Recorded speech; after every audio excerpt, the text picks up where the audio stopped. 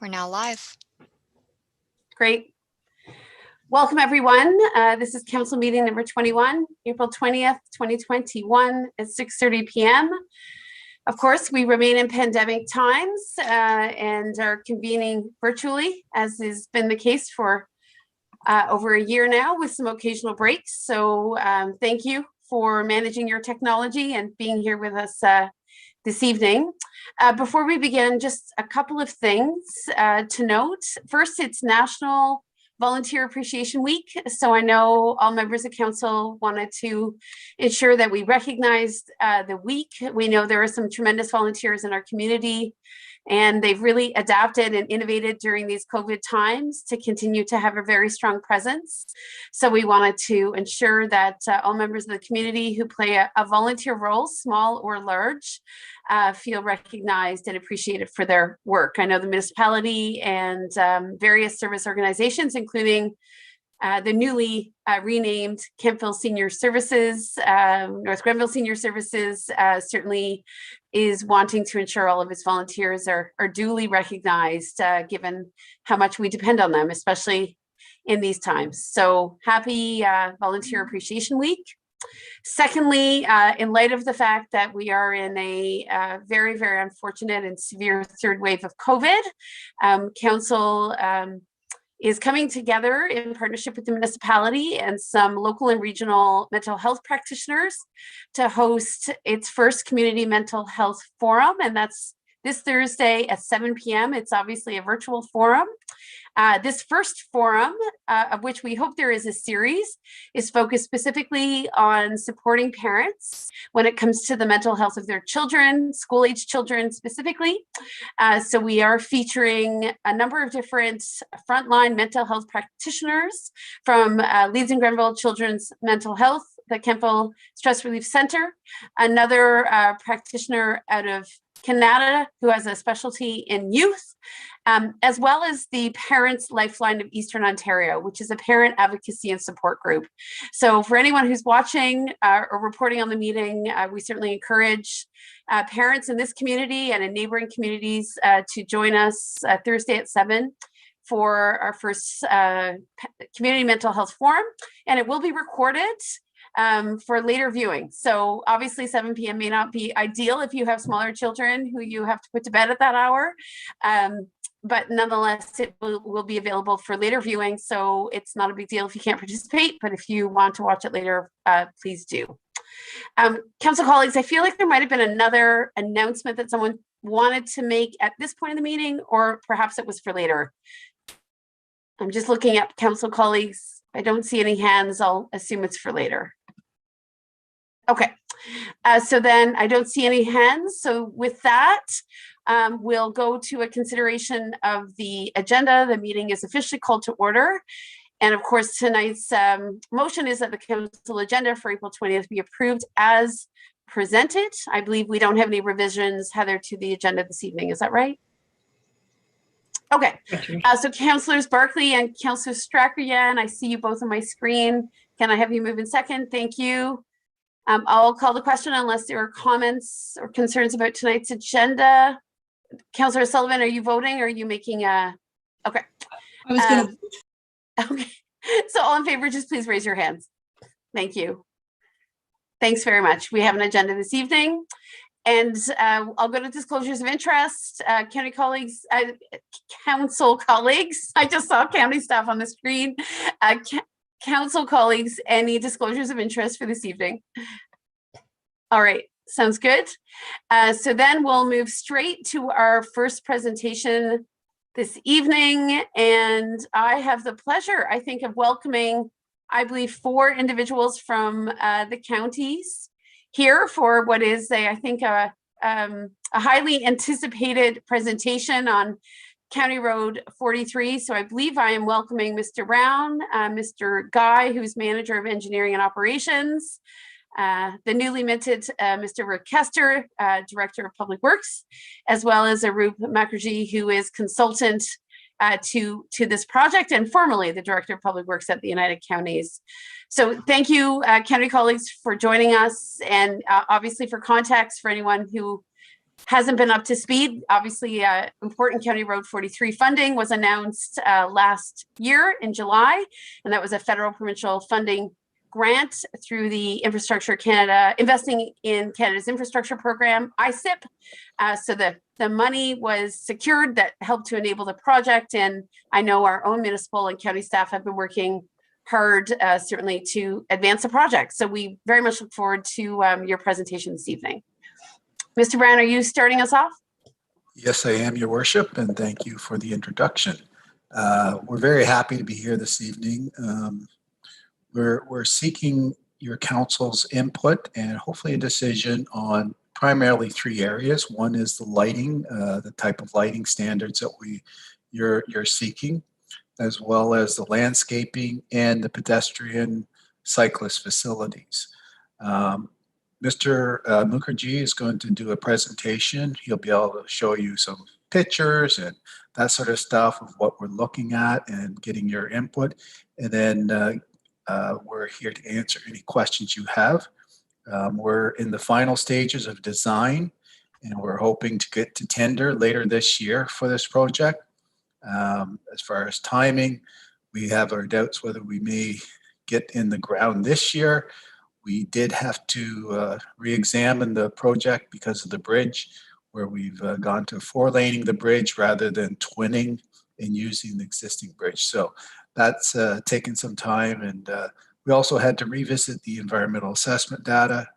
The original data dates back to 2008, 2010, so it was kind of out of date, so we've updated that as well.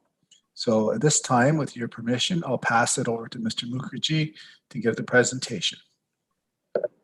Welcome, Mr. Mukherjee. Thank you. Let me just get my video on here. There we go. Thank you, Palak, for putting the presentation on, and thank you, Madam Mayor, and to the members of North Grenville Council for allowing this opportunity to present the project. It has most certainly been a long time coming, hasn't it? I don't have to tell many of you, I certainly wasn't here when this project was being done, but I've certainly embraced it as a labor of love, and I have to tell you, it is a labor of love, and I'm very excited to be a part of it and still be a part of it, and for that, I thank Andy for allowing me to continue on this project and deliver at least this presentation to you, and hopefully get us to the starting line. So I did also want to thank Karen Dunlop and Mike Finley. I mean, I've known them. I live in this community, so I know them quite well, but also their continued involvement in this project. This is probably the most complex road project the county has undertaken. Actually, I was very comfortable saying it was the largest project the county has undertaken until the home in Athens came on board, but the expansion. However, it's a very complex project. You're getting a fairly high level view of it. However, quite focused with respect to the input we want from you. And it couldn't have gotten to this point of presenting this to you without the efforts of North Grenville staff, with whom we work very closely. So thank you, Karen and Mike, for getting us to this point. So let me start with a bit of an overview of the project. Palak, if you can go to the next slide. So this just kind of at a very high level outlines just under 2 kilometers of this project. It starts from the west end at County Road 44, just a touch west of County Road 44. And we are moving east, as you can see, to the east section. Can you see my cursor or not? If not, then I won't worry about it. The east end. We can see you. Yeah. Oh, you can see my cursor. Okay, that's great. So the east end of the Colonnade roundabout, including the Colonnade roundabout, and a little bit further, as I will explain why we have to take it a little bit further to get a complete design there. Next slide, please. So a bit of background. Andy tried to steal all of my thunder, but he saved me a little bit. So here we are. We started this project back in 2010. a fairly ambitious undertaking, a municipal class environmental assessment, a class C, Schedule C, I should say. And initially the plan, one of the big changes you see from back then to now is that originally we were going to keep, you can imagine this was 2010, right? So we are now 11 years removed from that. And in fact, the studies that would have been done, the detailed bridge studies would have been earlier than 2010. So it predates that. So you can see that the plan at that time, as Andy suggested, was going to make use of what life was left of the existing two-lane bridge, and then to build a new two-lane bridge. So rehabilitate the existing bridge structure and build a new structure to the south of the existing bridge. And that was what the initial EA did. So here we are, some time has gone by, and as mentioned, much anticipated, and as Madam Mayor has mentioned, with the success finally of getting the funding from the couple of levels of government, due to much hard work by both councils, I must say. We were very excited to kickstart this project, finally to be able to get it off the ground. And so we started this project, started to look at it in earnest, sort of halfway through last year, right after the funding announcements came through. And one of the first things we did was we looked at that bridge structure. And of course, as you recall, this bridge was built in 1955. And so as bridge structures goes, you know, this was coming to the end of its life. And then, so we decided to take a little bit more effort in looking at the condition of the ditch, and did a bit of a more effort in a bridge condition survey, including getting out in a boat, looking at the condition of the foundations under the water, because this is something you don't see, obviously, and to really understand, you know, is the original recommendation still valid? Do we still have enough life left in this two-lane structure? And you know, at the end of the day, the answer that came back was no. So if you take us to the next slide, Palak. So, you know, so then we had, you know, it took us a lot of time to get to this recommendation to say that, listen, if this had been back in 2010, there might have been value in keeping that old structure or the existing two-lane structure, and then, you know, rehabilitating it. And we still would have lots of life left in it. But time hasn't been kind. Time generally isn't kind to roads and bridge structures, no matter how much you try to do maintenance on them. 10 years later is a long time. When you're at the end of a bridge structure, it tends to deteriorate quite rapidly at the end. And so we made a very, it was a tough going to get all the facts and figures together, but we went back to county council and said no, you know, because more than likely, even if you were to put something into this two-lane structure, you'll be back here within 5 years, putting more money into it. And we didn't feel that was a very good use of the money, particularly how hard everybody has worked to get the funding.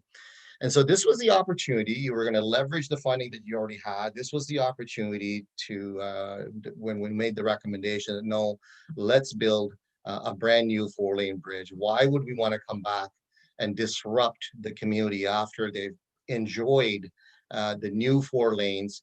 They've enjoyed everything new, and why would you leave an old bridge structure? And imagine the disruption when people are used to 4 lanes, and then you have to take away a 2-lane structure, and how impactful that would be for the community. So county council agreed with that recommendation, and that kind of led us to we had to revisit our an addendum. So the fact that 10 years had passed, and the fact that we were doing a 2-lane, or sorry, a 4-lane new bridge, in accordance with the environmental study requirements and the act, led us to do what we have to do as an addendum. Now, we're just fortunate that we're doing the addendum now, because I can tell you that what's in the works now from the ministry is a change in how addendums are to be done. And if we had not started this when we did, we might have get caught in something that would have required us to start a whole new environmental study, which no one really wants to do given the effort. So we're lucky that we got this going last year. We fall within the fact that we've started it, and therefore, even if they change the regulations, we are covered. And that's why it's so important to get this addendum finished and filed and out to the public. So I will talk to you later about a schedule, but hopefully with your with your input today, we'll be in great shape to hold a public review meeting very soon. I know this community has already shown interest when we issued the notice of commencement. A number of questions have come through, which is good because it's a very important project for this community, and we want to hear the questions and be able to answer intelligently. So, so let's move on to the next slide, Palak, please. So I'm going to just review for you because all of you may not be intimately familiar with the actual design. And I'm going to just walk you through at a high level what the proposed design is in the EA study that's been put forward. So if we can go to the first next slide on the design, Palak. So I have to apologize. These aren't the largest drawings for you to view, and but you'll get the idea as I go through it. So here we are. We're starting at County Road 44. Currently is a signalized intersection, and one of the high level philosophies of this entire environmental study was to move towards a roundabout corridor. And then therefore you're going to see a bunch of new roundabouts, all now being redesigned according to modern standards. So having lived in this community, I know that people complain that these roundabouts don't work, and that if you're on a side street and you're trying to get through, the traffic is moving through, and that is a function of an older design. The design you see now in front of you takes into consideration all the modern techniques of roundabouts, and essentially it will force you by design and the way the roads come into the roundabout, it is going to force you to slow down to the appropriate speed. And by doing that, you are able to accommodate the sides traffic a lot better. And so all of these roundabouts are going to be modified to include the current standard for roundabouts. So there you have County Road 44. You see some zigzag lines there, and what those are going to be pedestrian crossings, and they are going to be a full pedestrian crossing in the round. This is now again the evolution of roundabout design. This is now something that is incorporated. It's going to be the same kind of crossing that you see in front of the municipal center.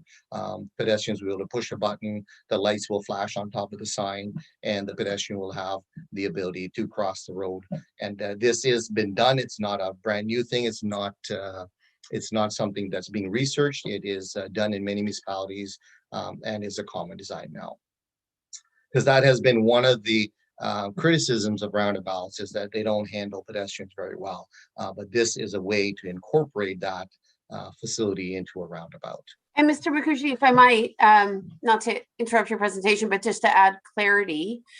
So you're saying that there will be controlled intersections at every point within certain roundabouts, correct? Yes. So that there is an obligation, right? Yes. That red light that signals, I assume it's red, would in fact compels cars to stop. What would be the?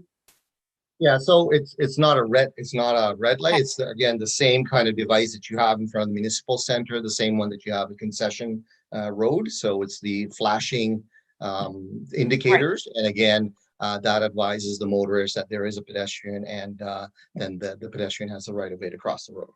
Okay, I've seen these in use in Barrhaven, so that might be a useful reference point for some of the newer roundabouts in Barrhaven in front of the Minto Center, and they work extremely well.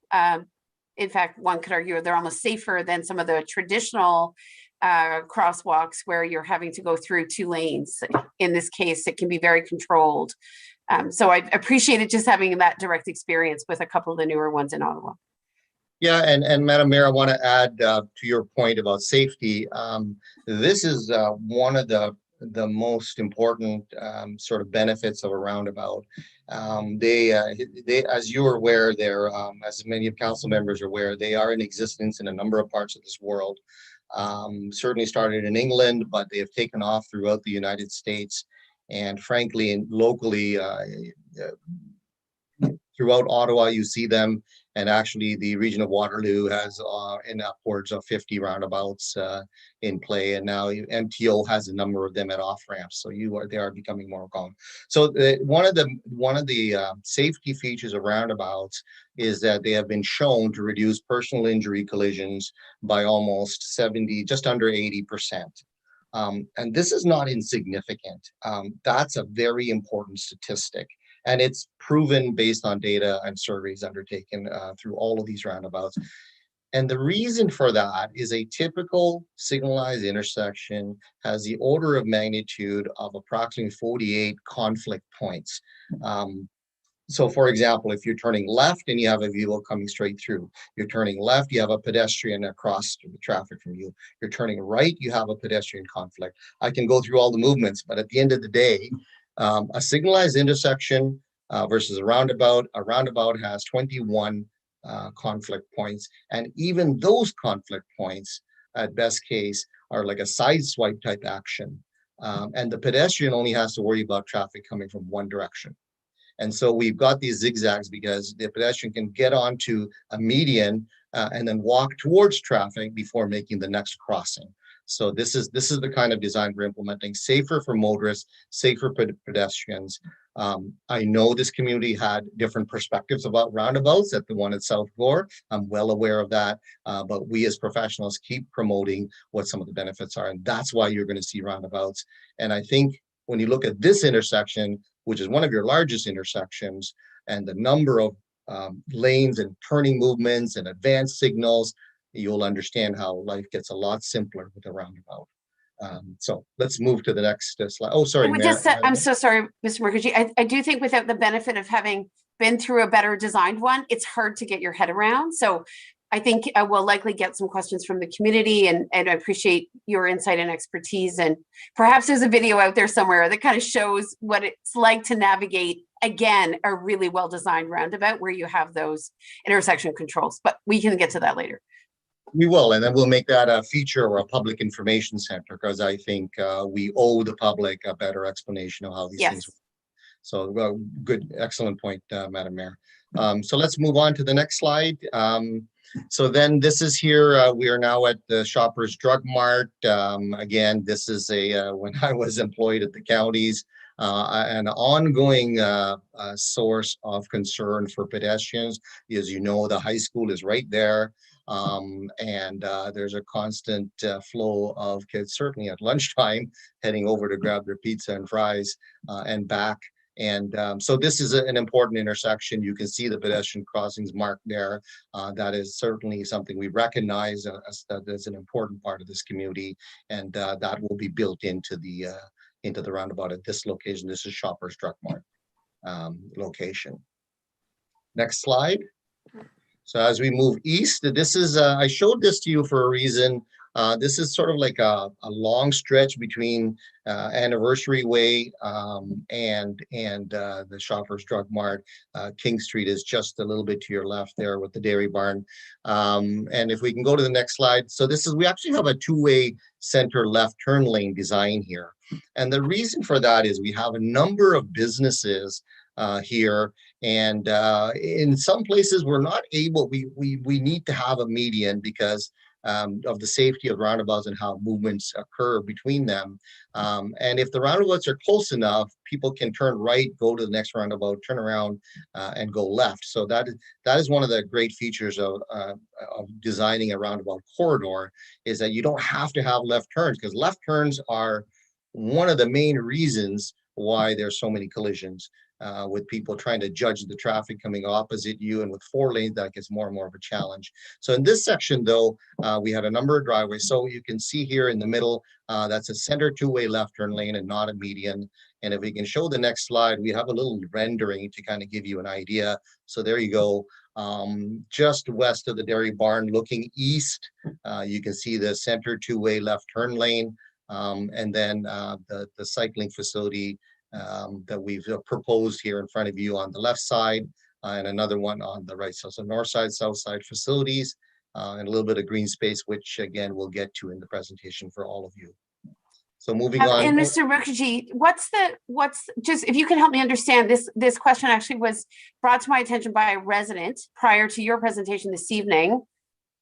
Turning lane versus roundabout, right? So how is it what's the logic behind the turning lane recommendation versus roundabouts in other places? So they're kind of separate items. So the roundabout is for intersection control, or maybe I'm misunderstanding the question. So a roundabout gets rid of left turn lanes and right turn lanes. So you basically come into the roundabout, and the roundabout facilitates your right turn movement. And if you want to go, let's say you're traveling west on County Road 43 and you want to go north on 44 to the municipal center, you would just make the right turn and carry on. Or if you were coming from the west, you would simply go around the roundabout and head north on County Road 44. So in that sense, the roundabout eliminates left turn lanes and right turn lanes, which are often the source of many conflict. Does that kind of answer the question? I think so. The resident who brought this to my attention had noted that they had understood there had been a roundabout foreseen for this section of the new County Road 43. Is that correct? That So the there initial is. design had included a roundabout and it had disappeared? Yeah, the roundabout there. Yeah, there's a roundabout. No, nothing has changed in this section from the original design. We Okay. always had a roundabout at the Shoppers Drug Mart. And Understood. It's this King Street area. yeah, at King Street, I don't believe I'll have to look back, but I don't believe there was one proposed there, but there is one at Anniversary Way, which is, we'll get to that and show you that. Okay. But we have a long stretch here, and therefore, if you were a business here on the south side and you wanted to turn left or turn left from 43, if we put a median there, that would be difficult. So it was recognized in this area here, and that's why I wanted to show you this two-way left turn lane, so that you can get into the left turn lane and enter and exit from the businesses. I'll show you the one at Anniversary. We're coming to that one. So we go to the next one, Palak, please. Yeah, so here we are at Anniversary Way. Then of course, on the southeast side is the Creekside Plaza. Very important to have a roundabout here. As you know, Ferguson Forest is to the north. You have a fairly dense, or not dense, but you have quite a bit of residential neighborhood immediately to the south here, and a tremendous desire for people to cross and get into the Ferguson Forest trails and the wonderful activities that we have there. And so this is a roundabout. Again, we've put in the pedestrian crossings, recognizing that people will have a desire to cross 43 and continue on to the north. Do you accommodate for, I'm so sorry, just one other question. I'm just reviewing some things that came to my attention. Will these roundabouts accommodate for hearing impaired individuals? Again, I don't quite understand all of the technology at play in traditional crosswalks or in roundabouts, but how do we accommodate for those who may be hearing impaired? Yeah, so anytime you have a traffic control device like a pedestrian crossing or something, you always have the ability to accommodate those devices. Whether you put them in or not, it's something that I think warrants a discussion, and that can happen much later down the road. It's nothing you have to decide now. Typically, in my experience, you rely on other agencies who may know about the desire at this location. And if there is a facility or if there is a demand at any location, you can certainly implement those devices, no problem. And there is a clear standard how you do that. So that is available. Okay, so we'll, Palak, if you want to move to the next slide. So now you can see that's just to the left of this roundabout is a new 4-lane bridge. And now this is the roundabout that will be at the seniors home and near Stinson. We were fairly forward thinking through Karen's help that when the site plan was approved for the seniors residence, so it was made very clear to them that they were going to put their driveway at the current location, but they fully recognized and designed their parking facility to move their entrance so that it would align with the roundabout, and therefore they would be able to take advantage of this traffic control device to get in and out of the seniors facility. There's a number of discussions we have to finish with Stinson because they are considering changes to their site plan, and we have been working with them to see, where will they be perhaps on day one when we start construction, and where will they be in their site plan approval process down the road, so that we are coordinating with them how they would accommodate it within the roundabout. They obviously have a strong desire when you're that close to it to have direct access to it, and in this case we'll be able to accommodate them. So then moving east to County Road 19, select the next slide. So this is obviously you'll have McEwen's there on the corner. Again, this is an existing roundabout which will be modified slightly to provide for better movements. No surprises. This is an already existing situation at this location. And then the last slide, moving easterly, Pollock, the next one on the design. And I apologize, that should have been incorporating all of the colonnade. This is an older design that you can see showed it only to the west leg of colonnade. But we will be completing that work all the way over to the east to ensure that that roundabout is also designed, because we do get a fair amount of traffic, obviously from colonnade and the large retail area that you have to the south. So that is the overall design. And Madam Mayor, I'm we're in this environment. I'm happy to pause at this point. If you would like me, or would you like me to continue on? I'll just look to council colleagues. As you know, I've asked a number of my questions in regards to roundabouts, but I will recognize Deputy Mayor, Councillor Strakian at this stage, who have both indicated I want to ask questions. Oh, and I see Councillor O'Sullivan and Councillor Barkley. So we'll start with Deputy Mayor and then go to Councillor Strakian. Deputy Mayor. And of course, just so I'm clear, Arup, we have two other levels to this presentation, which is to look at medians and lighting. Is that correct? Okay. Yeah, so council colleagues, just so you're aware, there's more to the presentation, but absolutely much more. Get in there on the roundabouts. We haven't even got to the, this was the overview, but again, it's only fair that those that have not been involved in this project would want time to digest this overview. Yes, but we have not gone to the three asks that we have of North Grenville Council. Okay. Okay, so let's just get the roundabouts out of the way. I'm assuming that's where we're at. Deputy Mayor, go ahead. Hi, Roop. Thank you for this. Just a couple of questions. One being, actually on this particular drawing, I understand you're going to have a full drawing of the colonnade space here. Across the road, we know we've got an empty field there, which eventually will be commercial development, of course, with lots of retailers and whatnot. We've also just down the road a little ways, the creek is underway, a subdivision of 184 homes or thereabouts. There's going to be a lot of traffic coming into these two roundabouts in this whole area.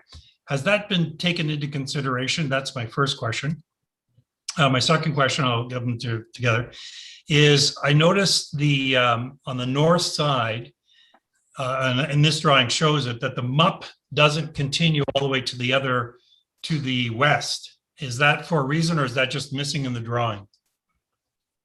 No, thank you, Deputy Mayor, through the mayor. So first question, the traffic at the roundabout absolutely has been factored in as part of our addendum. We revisited all the traffic numbers and the projections, and we reached out to Karen to get all the traffic studies that have been submitted as part of the development.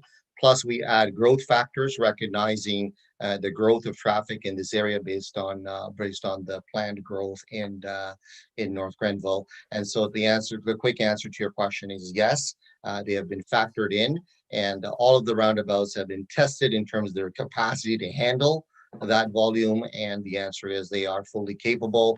A multi-lane 4-lane roundabout or a 2-lane multi-lane roundabout has a tremendous capacity to handle traffic. So that is one of the benefits of the roundabout. So the answer to that is yes, it has been incorporated. Now the tougher one of the multi-use path not being shown here. Yeah, in this case, we did not carry the multi-use path beyond County Road 19. The reason for that is, this is currently fairly vacant lands, and we felt that at this point in time wasn't the time to build that, and that as development came on board, that would be the time to work with the developers to see how the grading would work, how we would join into it. And given that we don't know the timing, I know that it was called the former I keep calling it the former Rosewater development, my apologies. So there's a ways to go for that development to happen. And unless I'm mistaken, It just, at this point in time, it's not shown there. Doesn't mean it can't be. There's a little bit more effort, a little bit more money and design and cost and construction. But if you're not going to have much use of that facility for a while, then do you really want to be involved in maintaining something and allowing it to get old on you until such time as you have a need for it? So that was the rationale behind not having it at that location. Sorry, Rube, are you talking about going 19, going south? Or are you, because I'm referring to the north side of 43 heading west. I see there's no, the MUP doesn't continue until after the next roundabout. Is that what you're speaking of? Or are you speaking of 19 going south? So I'm actually talking about from County Road 19 going easterly to Colonnade, that there isn't a plan for a roundabout there. So between Colonnade and County Road 19, just because it's just vacant fields for now. Okay, thank you. Okay, I'll go to Councillor Strackerian next. Thank you very much, Arup. I enjoyed this presentation. It's nice to see this finally sort of moving forward. I think that everybody's anticipating this getting underway. I think I share some of the concern that the Deputy Mayor has raised about the MUP heading west there. As somebody who lives outside of town and needing to find a safe way, even if I want to cycle in, you know, coming along this stretch is sort of one of those ways to get in that is safer than some of the other routes that I have available. So you know, from that perspective, I think it would be an area that would be used by folks coming in from the other end of town. But I do take your point about developments and that. I wonder about the flexibility of changing this plan once it's already underway, should development happen, because this is a multi-year project. I'm wondering if, you know, should that area be developed in the next few years, and that there be a plan underway that we could accommodate those changes in this design plan as well. And I don't know how flexible that is. I have two other points that I want to make, and I'll lump them all together to maybe make it easier. Okay. I think when we talk about the crossing, I like the pedestrian crossings. I think that's excellent. The modern design is obvious as far as the setback goes from the center of the roundabout, and having it, you know, just disjointed, so it forces pedestrians to stop and take stock of where they are and the traffic and so on, as well as the giving vehicles a chance to react to pedestrians being in there. I think that it's important and likely something that one of our advisory committees, at least one of them, would be interested in, to make sure that crossings are accessible, that there, you know, that there are visual and auditory signals at those crossings. That if we're going to design it with a modern approach, I think accessibility is shouldn't just be a modern thought, but it's definitely something that we incorporate into the rest of our plans and our approaches to things. So I think that should be considered. And perhaps it's something that we can bring up as part of the rest of the discussion. I'm not sure if this will come up later. Finally, the points about the traffic flow. So yeah, it's a four-way road now, 4-lane road, 2 ways in each direction. That accommodates quite a bit of volume compared to what we have available now. I see 2 roundabouts, so that, and I know this one has developments on one side, potential for development on one side, but also at Shoppers Drug Mart that are 3-way roundabouts. And, you know, the experience that I have is that 3-way roundabouts offer a challenge in that, you know, the ones that are coming straight through kind of have a bit of a right of way, and as far as the flow of traffic goes. So those that are the, you know, at the T sort of part of it, that they would be delayed in being able to access the, you know, the road coming onto 43, for example, from Shoppers Drug Mart. And, you know, it's a busy plaza. There's lots of traffic that comes through there. And so I'm wondering from that perspective, I know there were traffic counts and so on, but I think that those are perhaps an area for consideration as to whether or not that would delay, you know, traffic backing up into Shoppers Drug Mart or anything like that. So those are my points. Thank you. Okay, thank you. Did you, sorry, did you want me to respond to some of them? Oh, sure. Yes, why don't you, and then I'll go to, okay. Why don't you briefly, and then I'll go to the remaining 2 councillors. Yeah, your point about accessible crossings, I hear you loud and clear, and that's certainly something we can incorporate in the design moving forward. That's not a problem. The quick answer on the 3-way roundabout, again, I think it's an excellent point that a 4-leg roundabout certainly brings that level of friction, a little bit more friction, right? So it makes it easier to enter from the side street. That's a fair comment. Having said that, again, we are going to be relying on the new design. It's hard for you to see in this graphic, but once we get closer to the public meeting, we'll have better graphics to show the amount that you have to turn to get into and negotiate through the roundabout, and the amount the roundabout bulges out to kind of make you do that. And so you would just have a very difficult time with the current designs to kind of fly through there like the way you do now. So this is something, you know, again, because people have experienced something different, it's hard to get through, but I think you'll find that the new design will ensure that the folks coming off there, it's not only the shoppers, it also serves the school, and of course it serves the municipal center and the community center and the arena and a whole bunch of other things. So the advantage of a roundabout is you should not have queues, because it should be you yield and you move in through the roundabout. You will certainly have far greater queues if you had a traffic light there, and be forced to stop for X number of minutes while the County Road 43 traffic moves through. So the benefit of a roundabout is you approach it, as soon as there's a gap, you're going to go through. If I can offer this other observation, as communities become more mature with better roundabouts, you'll find that your drivers will become more accustomed to how to be, I'm not going to say aggressive, but will understand it's their turn to get into the roundabout. And then that's part of the education that Madam Mayor mentioned earlier, is we still have hesitancy. And you know, if you're in the roundabout, that's your right.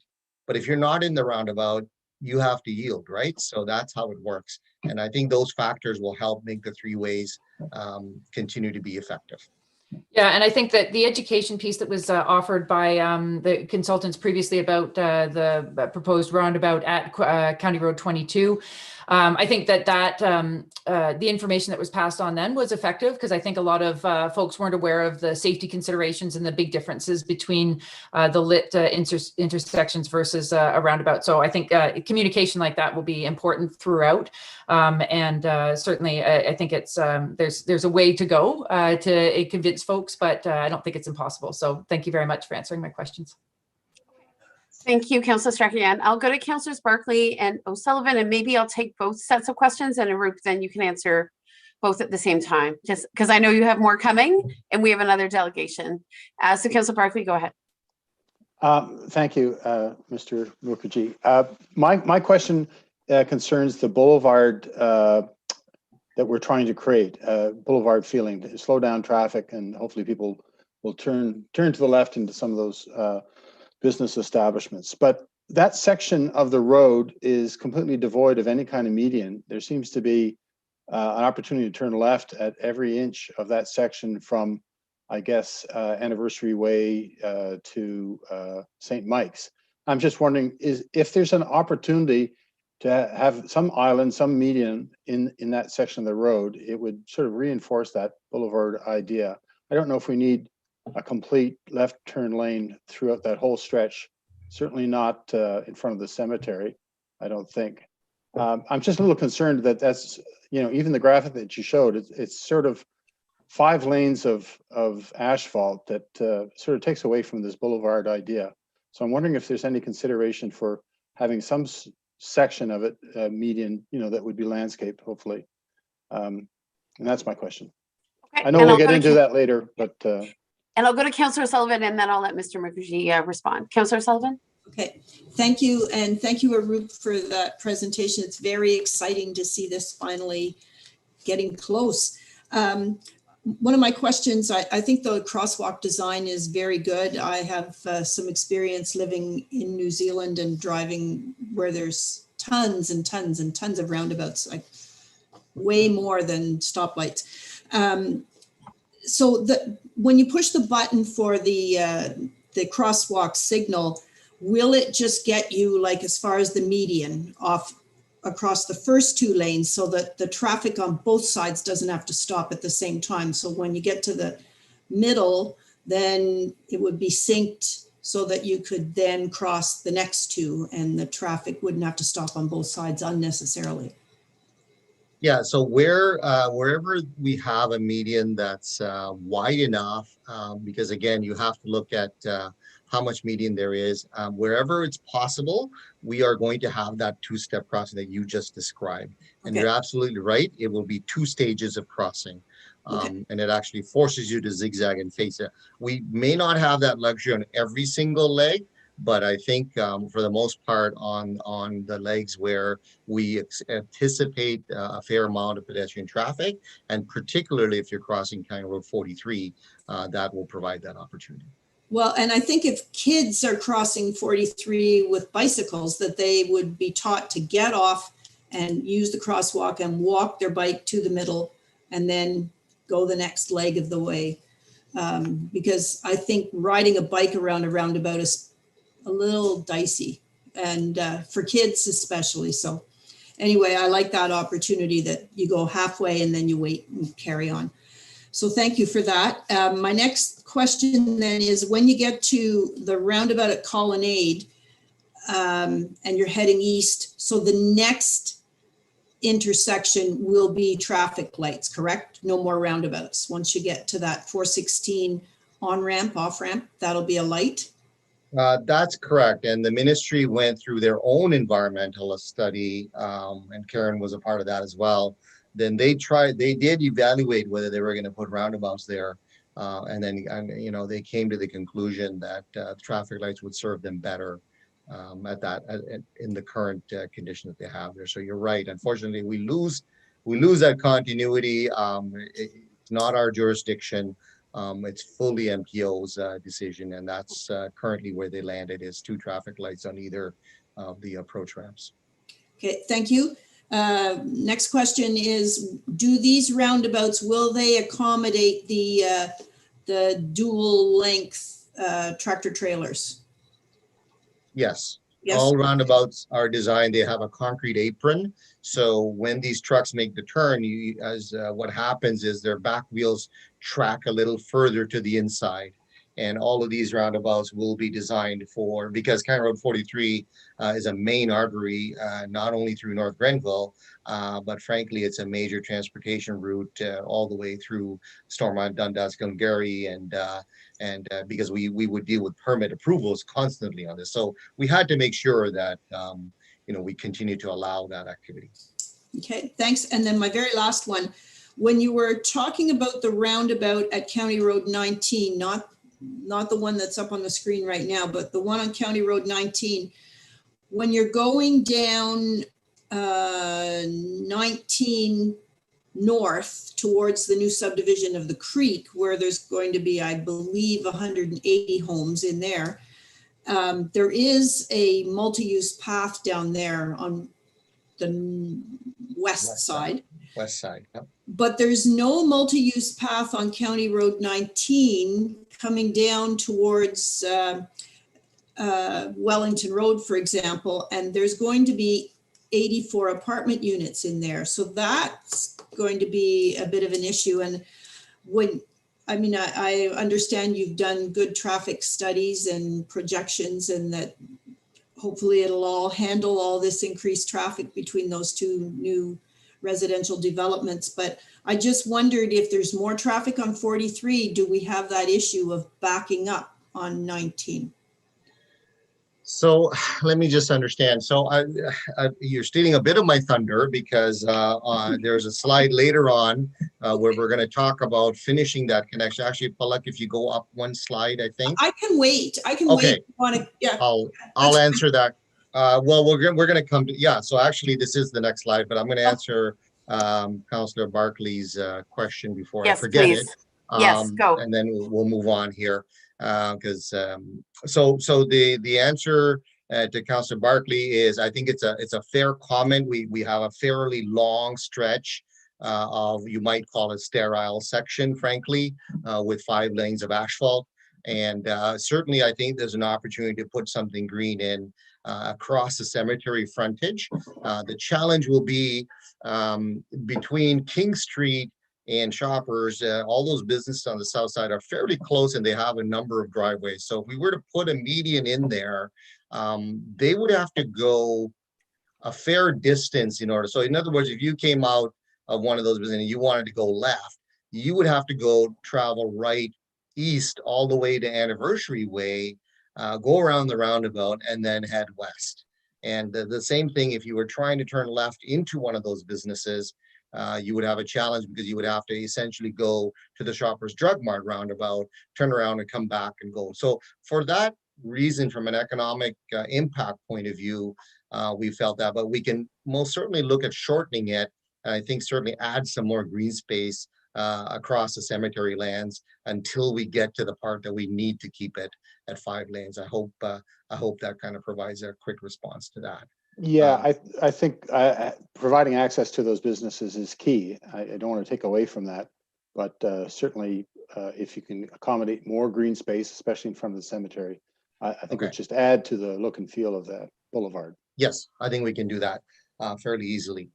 Okay, so this is to kind of the segue into Councillor O'Sullivan's question. So what we've done here with, again, this is where Karen has been and Mike have been instrumental in helping us. We identified fairly early on that there's a couple of connections here that we want to complete. One here is on County Road 19 that provides that pedestrian connection essentially from the multi-use path that would be on 43. And I'm going to use my cursor here. And then it allows you, we're looking at bringing that right down. And initially we were just going to go to Wellington. But then we said, well, listen, why would we come down to Wellington and have this eyesore of a gap that takes you right into Ryans-Well Drive?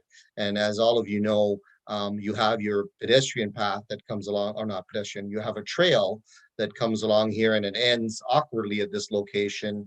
We also have people who use this trail and are looking for an opportunity of pedestrian access. Your apartment buildings are going in here.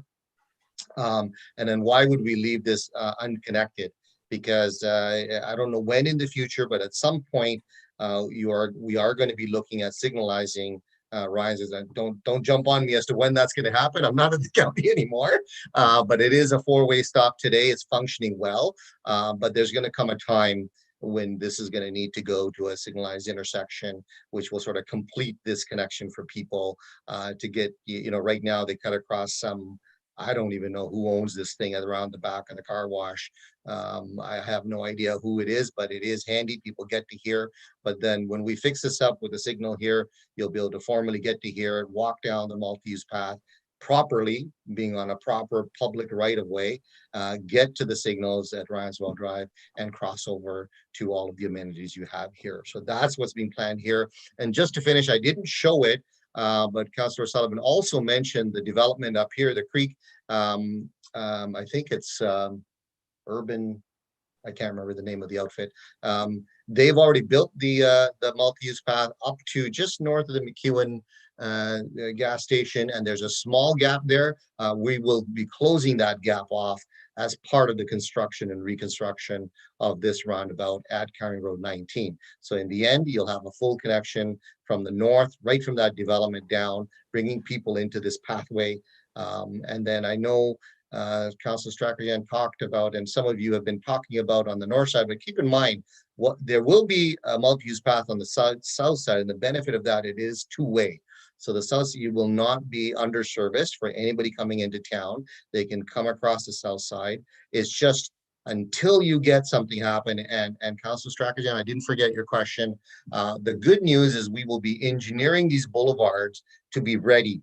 So in other words, when the time comes to build this thing, you've already got your platform ready, you've already got your drainage ready, you've already done your grading, and you can have it all done and ready. So when the demand is there, you can go and build that north person. I just would ask you, how much do you need it right now? This portion of County Road 43 won't, we're gonna, when we start the contract, you're gonna start at the west end because it's the easiest part to build.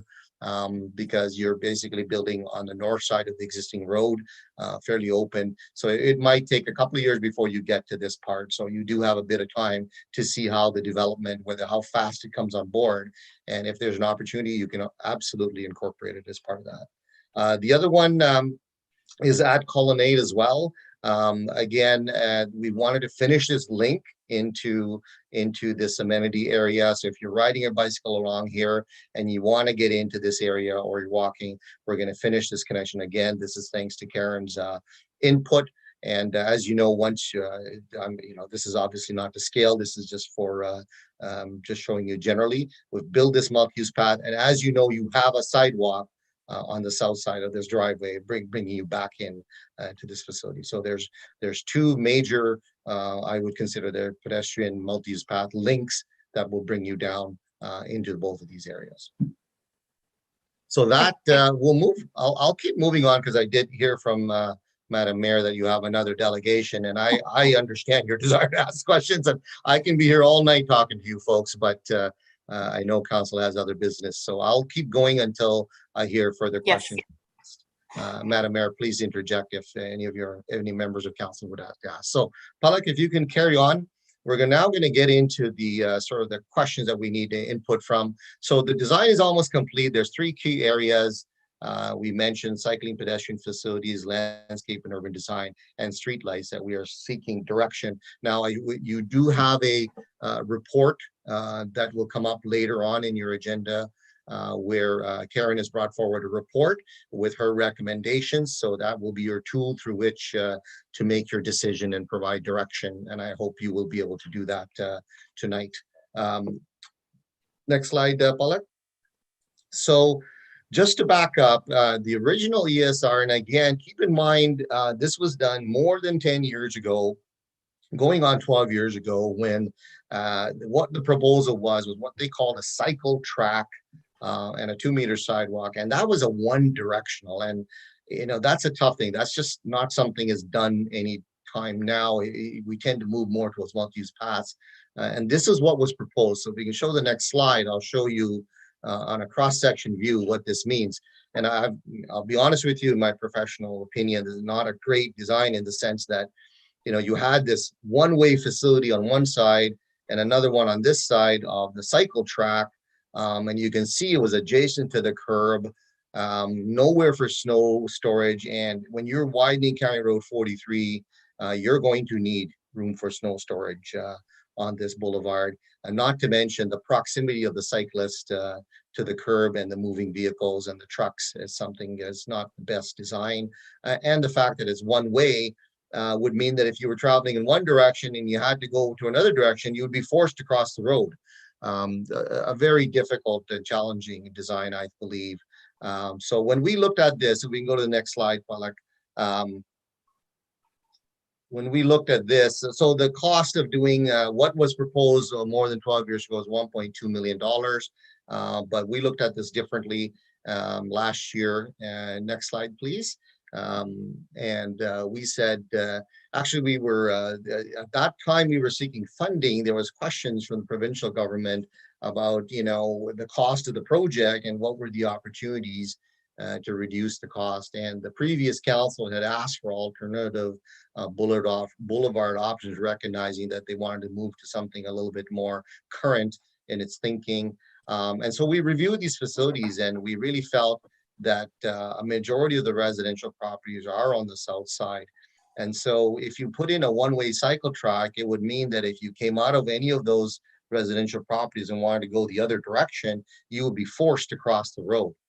And we certainly don't want, while we can accommodate crossings, we don't want to force people to do the crossing when they don't really need to, when they can just get on a multi-use path and go the direction they want to.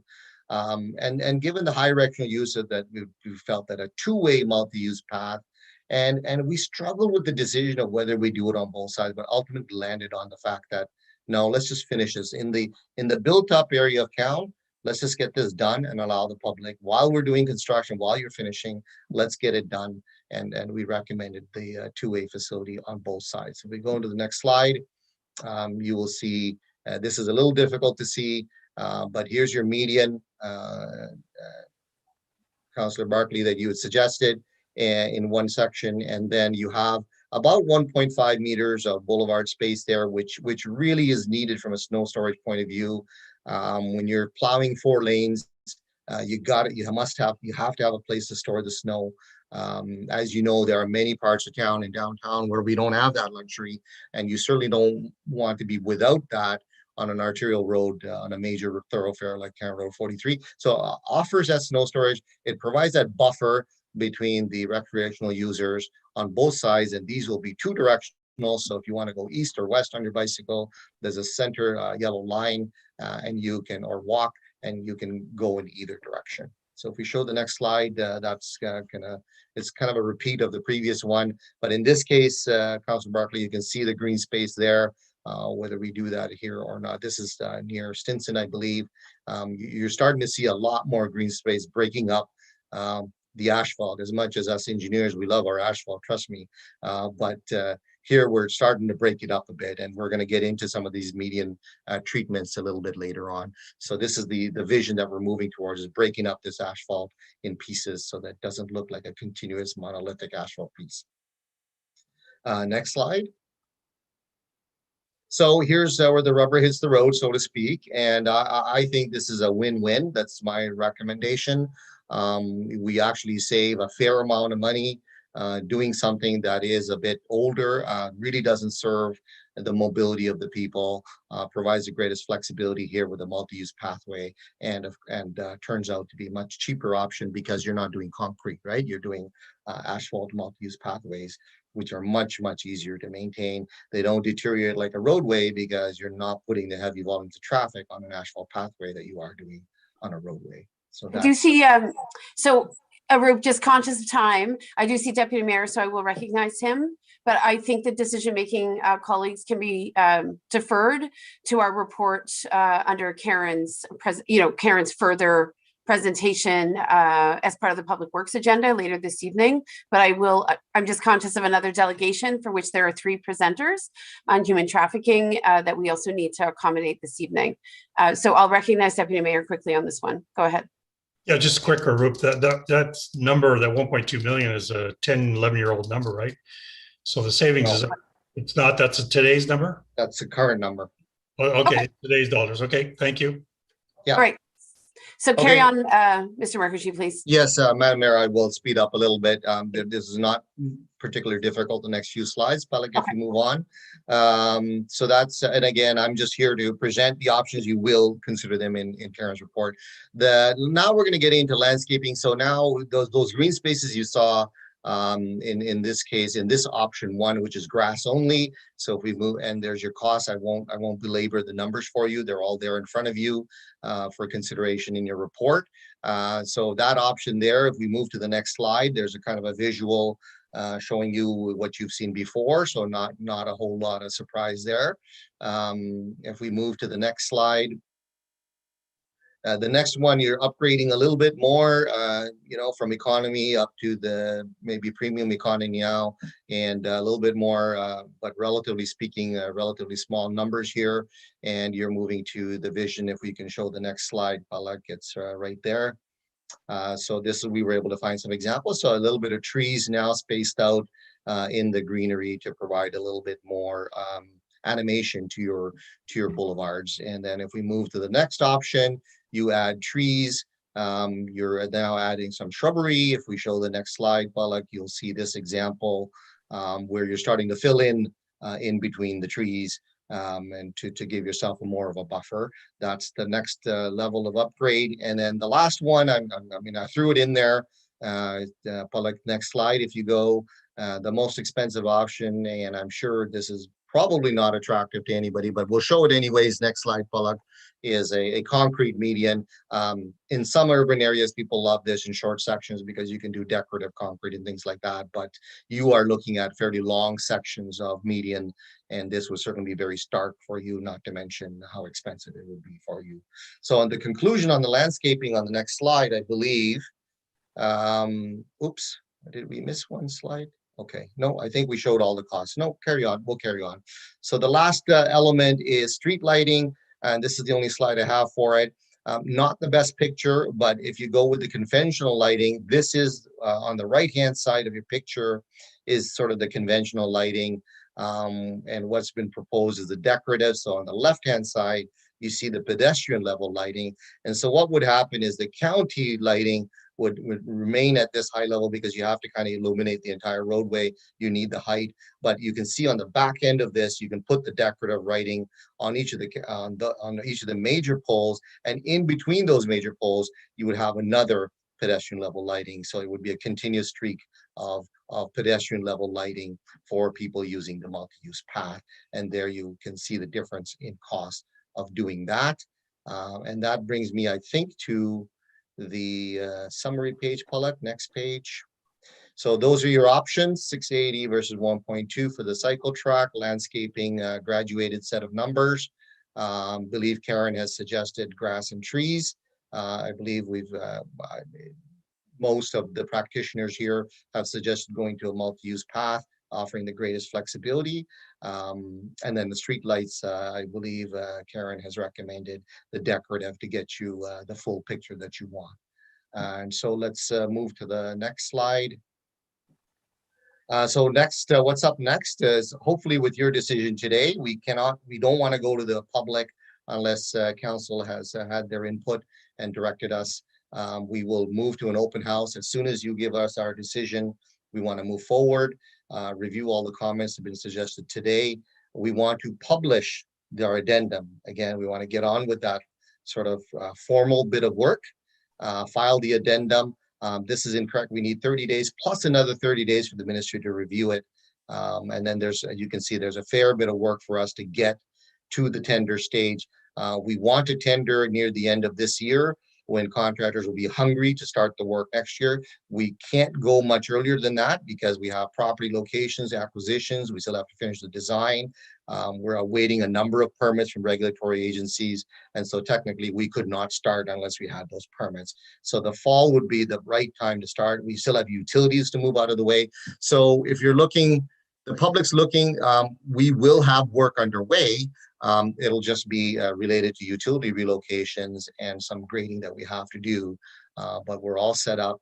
You really don't want to start the project unless you get your PUPs out of the way, which is your permits, utilities, and property, as we call them in our language. It's very dangerous to move forward without that.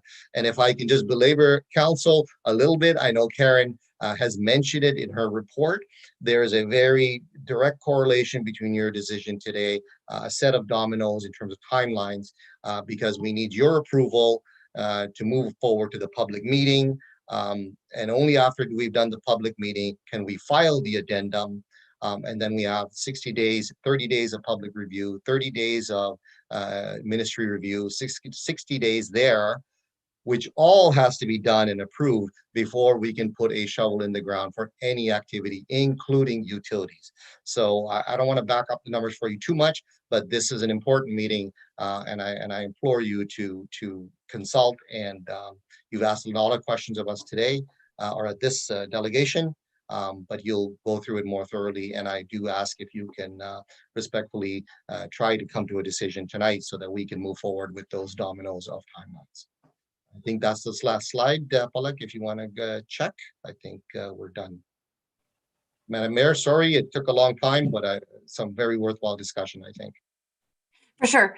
So I'm just going to ask council if they have any remaining questions of you as the presenter. I know we also have other county colleagues here that will be critical in moving it forward. Mr. Mukherjee, when you speak of the public meeting, providing we make a decision this evening, which I expect we will, when would that public meeting be expected? And then I saw property acquisition in some of the additional activities that would happen in 2021.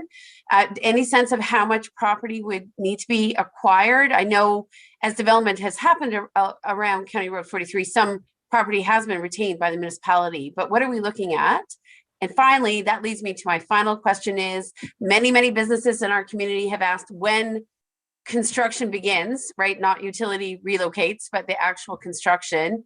I think based upon county discussion, I have been informally reporting that our expectation is that construction will not begin obviously until 2022. And I think it's safe to say that that is in fact the case after what you've shared with us this evening. Yep, so I'll move through these quickly, starting with your last comment. You are correct.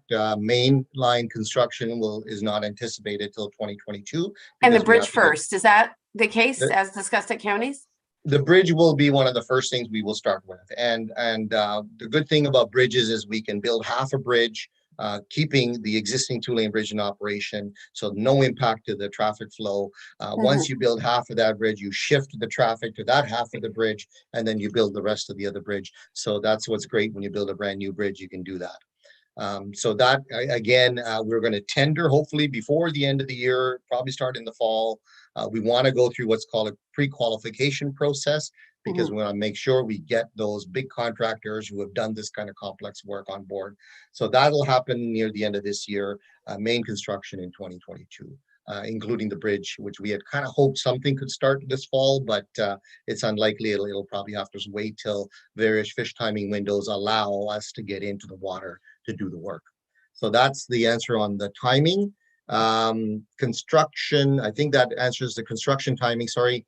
The Public Information Center, I don't have an exact date for you, but we basically from here on, we are ready to advertise. We want to give sufficient time, probably a few weeks, I'm going to say. So I would be comfortable saying that in May, we will be holding the Public Information Center, and we will work with, I forget the lady that works in your communications area. I forget her name, Jill. sorry. No worries, Jill. We're good. Jill Sturdy, am I right? Yes. We have worked together well before, and we will work together on a communication plan so that lots of information goes out, because there will be a tremendous amount of interest on this. The property acquisition, I don't have the number of properties. There are most certainly 4 or 5 very important ones that where the roundabouts are going, that we have to work closely with those private owners to make it happen. There's a number of smaller properties. The good news is the municipality owns a significant amount of the property, as you had alluded to, Madam Mayor. So that makes life a lot easier. But we will be get going on that in earnest fairly shortly. Again, after the addendum is filed, we can start moving on that. And then I think that's all of your questions. So I'll go to council one more time. Council colleagues? Given what you've seen from Mr. Mukherjee in terms of, I think, the recommendations, and Karen's noted those in her report, is there anything you'd want to ask of our county staff before we move on? Councilor Strachan. I just have one quick question regarding the green space in the median area. We talk about grass, we talk about shrubs, leaving the concrete one aside. And then I'm wondering, as another option that has come to my attention from an environmental perspective, if there's an option that doesn't require any maintenance, such as a wildflower kind of thing that, you know, has a limitation on obviously the height that it'll grow, but offers, you know, whatever, bee-friendly flowers or whatever you want to propose it, and doesn't require any mowing at all. Was that a consideration, or are there other reasons for not including that? We've just put in trees, and then there is the option to put shrubs in between. You don't have again, those shrubs can be exactly what you said. There would be not annuals, perennials, I guess, and less maintenance. And some of them are very hardy when it comes to salt. But keep in mind, if you want more salt protection, usually what works best if it's a higher median, then you're into very expensive medians, because the lower the median, the more salt splash you get, and you're limited in terms of what kinds of species can grow there. But we do have time. Today, I think we were just looking for an indication of which level of landscaping. There's nothing that says just because I showed you a picture of a tree, it has to be a tree. So I think there's a great deal of flexibility. But as long as there's a desire to put something in there, we can keep working with you. Okay, thank you. Thanks. Okay, I don't see other members of council, so I think we'll thank Mr. Mukherjee and Mr. Brown. Mr. Brown, I know this is one of your, I think, last official appearances. Of course, Mr. Brown was CAO here at the municipality of North Grenville so many years ago, and went on to serve at the United Counties, and is retiring shortly. So thank you, Mr. Brown, for joining us. And I know we'll have a chance to bid you farewell at the counties in short order, but thank you very much for your contributions to not just the United Counties in this project, but to your many years of service here in North Grenville. It's nice to see you back here. Thank you, Your Worship. Okay, and we also, of course, thank Mr. Kester, and I'm sorry I don't see the other person on the screen who joined us this evening, but wonderful of you all to be here. And I know there are many other questions. And I should say, council colleagues, that we did get unanimous support, as you might recall, for the significant increase in the value of this project for the bridge rebuild. So it really went from about a $27 million project to a $37 million project. And that was with the full endorsement of council. And I'm sure Mr. Brown and I both breathed a sigh of relief once we were through that conversation. So the full support of the county is obviously behind this project, and that means so much to us. So appreciate that. Okay, so we'll take this up again, colleagues, under Karen's report, and I'm quite confident she'll have the information should we have any other granular questions. I'm going to move on then to our next delegation. They've been patiently waiting for a little over an hour. I believe we're starting with Ms. Eliza Batchelor, and she will be followed by Ms. Sonia Jaudoin from Victim Services, as well as Ms. Simone Chassin, who is here to speak about another very complex issue, that being human trafficking. And I want to thank Ms. Batchelor for being with us as a high school student. She really embraced the opportunity to better understand what is a terribly dark and painful subject, that being human trafficking. And I had the benefit of seeing her present earlier this month, and I'm so glad she's with us this evening. Ms. Batchelor, do you want to turn your camera on? I'm actually having a few technical difficulties at the moment, so I'm unable to use my camera, if that's all right with you. That's okay. I believe you have a presentation that Pellic is putting out. Yes, I do. It is Okay. similar to the one that I presented to you on the 28th, Great. although I have shortened it to be more conscientious of time. Thank you. And do take the time you need, Ms. Batchelor. This is an equally important subject matter for our community. Thank you. Okay, wonderful. If you could go to the next slide, please, that'd be wonderful. Human trafficking is the action of recruiting, transporting, or holding victims with the intent to exploit them for work or have someone else exploit them. And there are 3 forms of human trafficking that I will briefly go over with you today. Next slide, please. The first one is sex trafficking. Sex trafficking is the sexual exploitation and sex slavery. Commercial sex acts include prostitution, pornography, and intercourse in exchange for money, food, shelter, clothes, drugs, or anything of value. Traffickers coerce victims into these acts, and due to the fact victims are manipulated, potentially intoxicated, or threatened, a person that is being sex trafficked is being raped, especially if they're a minor, which is not uncommon since the average recruitment age for sex trafficking is 13. In Canada, based off reports, sex trafficking is found most in urban areas and along large highways like the 401 or the 416. Victims may be trafficked most throughout central metropolitan areas, but they are lured from rural, suburban, as well as urban locations. In Leeds and Grenville, Victim Services typically sees between 30 to 40 victims a year. Exact numbers for human trafficking are hard to uncover, though, since not every incident is reported. Sex workers are people who freely make the decision to enter the industry. It is difficult to distinguish a sex worker from a victim. Indicators of abuse, such as bruises, cigarette burns, and cuts, can help to tell the difference between the two. If someone providing the sex act is accompanied by another person, which they may not always be, it certainly raises red flags. Most of the time, sex workers work alone. There have been incidents of traffickers luring sex workers as well. They make claims about how much better it would be to work for someone and about how they could be protected. And protection is very valuable in the sex industry because it can be incredibly dangerous and intimidating. So the offer would be appealing. Ms. Batchelor, I just want to be clear. You're saying the average recruitment age is 13? Yes, the average recruitment Okay, that's for sex rather trafficking shocking. is 13. Okay. Your audio is going in and out a Yes, little it bit? certainly is. Okay. We're having a little Oh. bit of difficulty with your audio, but it's just cutting out ever so infrequently. So I think you should carry on. Okay, sorry about that. I'm having issues this evening. That's okay. The sex work industry is one of the fastest growing illegal billion-dollar industries. One may be a consumer of sex trafficking without even realizing it. There are a few 100 million pages of pornography in the industry, and it generates around $6 billion annually. Porn is not as harmless as one might think. Victims are introduced into pornography to further a trafficker's control of them and circulate more revenue. Survivors are frequently intimidated or threatened so that they stay quiet.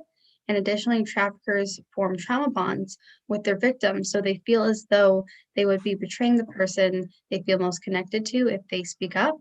And traumatic bonding occurs when someone emotionally and physically abuses another person in order to have them develop an attachment towards them. It is a cycle of abuse and affection. Feel free to go to the next slide. A person may be lured by someone they meet on social media. Traffickers often try to lure victims by encouraging them to open up and disclose personal or emotional information. This allows them to form a sense of trust that they can use as leverage to meet with victims. If you're going to meet with someone in person that you met online, you should bring a trusted friend or relative, as well as meet in a public setting, such as a mall or park. Traffickers may not lure a victim directly, but rather have someone that has already been trafficked by them do it. Victims who lure other victims could be promised more protection, freedom, comfort, or less, quote, work time. Victims who lure others are still victims. A person may have no intentions of trafficking you when you get into a relationship with them, whether it be platonic or romantic, but trafficking could even be lured by family. As a result, one might already have a personal connection with their trafficker before they begin to lure them into sex trafficking. When a trafficker grooms a victim, they will attempt to push boundaries in various ways. One is to introduce drugs, smoking, or alcohol to a victim. This is beneficial to a trafficker because intoxication can alter a person's thinking or invalidate a victim. Addiction also gives traffickers a control of supply. Traffickers will offer something of value like clothes or jewelry, or even basic necessities like food and sleep whenever a victim does something that they want. This back and forth of exploring a person's boundaries and offering a reward in return allows traffickers to gain control of a victim most often without them even realizing it. When a trafficker isolates a victim, they are furthering that person's dependence on them. This way, a victim feels untrusting of others, potentially even the police. Isolation is accomplished by cutting off contact and moving on frequently so that no new bonds can be formed between a victim and another person. Traffickers use various forms of manipulation. This includes gaslighting. Gaslighting makes a person confused, anxious, and questioning of themselves. The words of a trafficker will often contradict their actions, so they use blatant lies to convince a victim that they have misinterpreted reality.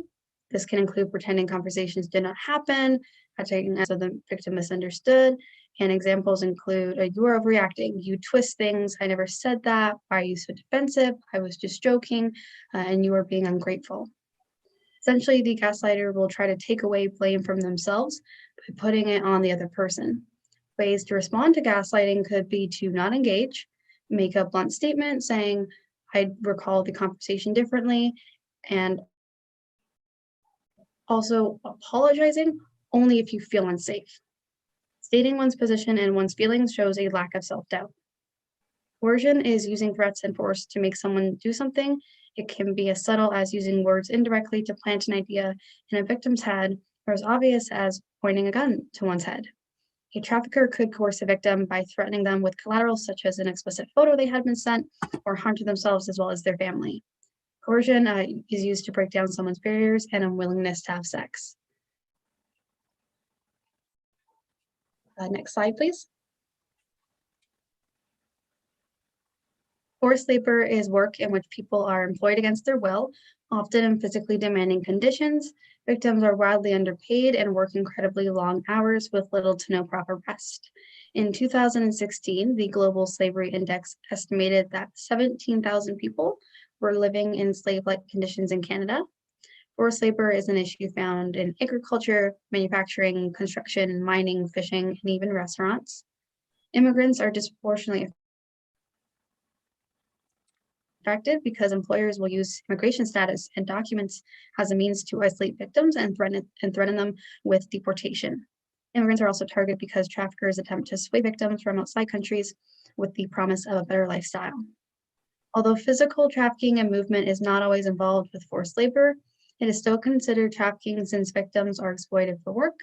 Additionally, some traffickers do occasionally transport victims if they feel threatened by the presence of police investigation or other outside forces like investigative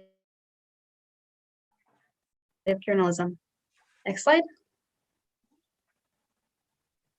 Employers use propaganda and promotion to deceive victims so that they believe if they move to a different location, their life and career will flourish. Traffickers will offer unrealistic opportunity to people in need and people with a poor education. Traffickers will pose as an employer that runs a legitimate business and subtly lure their victims with false identification. They withhold information from victims while simultaneously luring them with false promises. Working conditions will often be neglected and result in disease, injury, and death among victims. Traffickers do not care about the physical state of the victim so long as they are capable of doing the work they are assigned. Forced labor is seen in work that requires danger since these jobs are less desirable. For example, the mining and quarrying industry is said to be the most dangerous in all of Canada and has some of the most reported forced labor incidents. As mentioned earlier, relocation does occur in forced labor and it is often sudden and short of notice. Businesses commonly issue 2 weeks for a person to formally accept a transfer offer and additional time to gather their things and organize a move. Accepting the offer is also not mandatory, whereas in labor trafficking, there are no notices to be accepted or declined, but rather orders that must be adhered to immediately. Victims are trapped in their career through coercion. Traffickers are physically abusive and will use threats against both their workers and their family in order to get them to comply. Due to the fact victims do not make a fair wage, they are unable to afford basic life necessities such as food, shelter, and clothing. Rather than leaving themselves or their family on the streets, they would rather continue to work in order to be able to provide. Next slide, please. Domestic servitude is slavery that is heavily masked as live-in work or forced romantic partners. Live-in work includes nannies, maids, butlers, and nurses. It disproportionately affects immigrant workers as well. However, it is distinguished into its own category because of its particular circumstances. Victims are not physically trafficked, but rather trapped in the homes of their employer or spouse. They get little food and rest as they are forced to work almost constantly. One difficulty regarding domestic servitude is that there is often a language barrier. Victims that are immigrants may not be able to speak English or French. As a result, they could fear the outside world or struggle to get proper help if they do manage to leave their trafficking situation. A lack of education also plays a role since victims that know little about the country are likely unaware of the laws or practices of Canada. A victim that is an immigrant may also feel unsafe or untrusting of the law enforcement in their home country. So as a result, they have difficulties with working with the police in Canada. Next slide, please. Victims that are lured by employment are lured the same way that forced labor workers are. Newfound promise opportunity and the chance for a better life persuades victims into immigrating. Sometimes victims are forced into marrying into a family that they do not know or do not have a close relationship with. This can result in one spouse taking advantage of the other after marriage. In these marriages, traffickers may have the power of age and maturity over their victims, as they are typically much older. Immigrant workers are entrapped by their traffickers through legal confusion. With traffickers working with documentation and deportation, they could have the ability to threaten victims with a revoked citizenship. There have been cases where citizens have been revoked, citizenships have been revoked, and citizens have been deported because of falsified documentation, and this presents the idea that someone may not be living in the country or working in the country anymore. Immigrants are also trapped financially. As you can see on the right-hand side of the screen, it costs around 13,000 Canadian dollars for someone to immigrate to Canada. When entering the country, immigrants may be low on cash in addition to the newfound expenses they endure with their workers. Live-in help is often required to pay for their own food and board, so employers can entrap victims with financial debt. This occurs when victims are charged more money than they are making. The threat of divorce also motivates spouses to stay together, and many victims do not realize they are being trafficked since they have been coerced or manipulated. Additionally, religious or cultural beliefs interfere with the victim's mindset, as they do not want to go against their faith by separating. And as stated earlier, victims are unable to leave their homes. And this is not just a physical form of entrapment, but a psychological one as well. Victims of domestic servitude truly believe they cannot leave the home that they are in, and if they did, they wouldn't know where to go. Next slide, please. In Canada, over 70% of reported human trafficking victims are under the age of 25, and around 20% are minors. Youth are incredibly vulnerable for a number of reasons, including parental dependency, as well as less experience, knowledge, and development. Children depend on parents for their safety, money, shelter, food, and other various basic necessities in life. And many minors do not know how to live on their own. So when they're put into a situation where they have to survive and cannot be dependent on someone, they might gravitate towards another person. That person could be a trafficker that is luring them. In Canada, 97% of reported human trafficking victims are women and girls. Women are disproportionately affected due to gender discrimination, unequal pay, and job opportunities, and the fact that the society we live in often over-sexualizes women. Women face discrimination and invalidation for coming forward or speaking out about trafficking situations, and sometimes people without association to a victim's case will ask for evidence that they may not be able to provide as a means of negating a victim. This is known as victim blaming, and it only worsens the issue. Victim blaming can happen to anyone, not just women, but is more commonly used as an argument against female victims. Unequal opportunities can be used as leverage by traffickers because they can use the promise for a better job and better pay to lure and coerce victims. Socially, those who identify as LGBTQI+ are disproportionately affected by violence and stigmatization. As a result, they are a more vulnerable group, and traffickers can use this to their advantage. The Polaris Project did a study on the subject of LGBTQI+ people in human trafficking, and they found that heterosexuals are 7.4 times less likely to experience sexual violence. Sexual violence does not directly mean trafficking, but is alarming since this statistic can normalize abuse for someone that is LGBTQI+, and consequently make them more susceptible to coercion. In 2016, a public safety report was released. It showed that Indigenous women make up around 50% of reported human trafficking victims, despite only making up 4% of the population at the time. Throughout history, Indigenous women have been over-sexualized due to colonialism, and it is important to recognize that it is a remaining issue in our society. During first contact, the gender roles and ideals changed drastically at the introduction of these Indigenous women of color, and due to both race and gender, Indigenous women were discriminated and belittled. The belief that Indigenous women were both sexual and unworthy impacted their experience socially, and it still does to this very day. Indigenous peoples have less access to social services and supports, which puts them at a greater risk of being taken advantage of by a trafficker. Additionally, due to the effects of colonialism and residential schools, Indigenous women are more likely to be homeless, incarcerated, and abused. The cycle of violence makes it easier for traffickers to lure Indigenous peoples, and more specifically, Indigenous women. And tying back into earlier, immigrants are disproportionately affected by human trafficking. It costs thousands of dollars and plenty of time to obtain a permanent residence in Canada during this period of immigration. Immigrants are more vulnerable to trafficking. Traffickers attempt to isolate their victims after luring them, and this is far easier to do when a victim is already in an unfamiliar location. Lastly, the economically disadvantaged are at a higher risk of being trafficked than other socioeconomic brackets due to a large wealth gap. Those powers can better dominate other people, and the promise of being able to support a family or room oneself is incredibly appealing to victims that are being lured by traffickers. Additionally, survivors that are trafficked by someone in a significant position of wealth are less likely to receive justice in court. Next slide, please. Out of all human trafficking reports in Canada, around 2/3 are in Ontario, 25% being in Toronto, and 12% being in Ottawa. The highest increasing rate being in Nova Scotia. 51% of all human trafficking reports in Canada occur in 4 of our major CMAs. The reason for this being that these areas are more densely populated and have more means of transport, such as buses, planes, trains, cabs, and rentals. In Canada, trafficking has been made illegal under the Criminal Code in Section 279.01.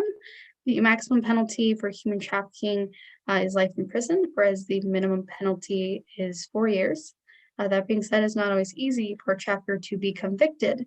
Survivors are often threatened and intimidated into staying quiet out of fear for their life, and that is why organizations like Victim Services exist. Victim Services can help during the legal process of convicting a trafficker by assisting them throughout the case and providing financial support. If you are in a human trafficking situation or notice that someone else is potentially being trafficked, it is recommended you contact the human trafficking hotline, and this can be done by phone or by the chat feature on their website. Next slide. I would like to go over a few ways that you can recognize human trafficking. So one being that someone presents sudden behavioral changes and an increase in work and school absences. Another being they isolate themselves from family, friends, coworkers. They do not keep hold of personal belongings. They have a new friend, partner, or employer. They show signs of physical abuse or poor health. They frequently travel or move. They are tense, anxious, and submissive. They refuse to or are not allowed to speak on behalf of themselves. They become nervous from the authorities, or they are missing. Next slide. One of the last things I'll be speaking with you about is human trafficking myths and misconceptions.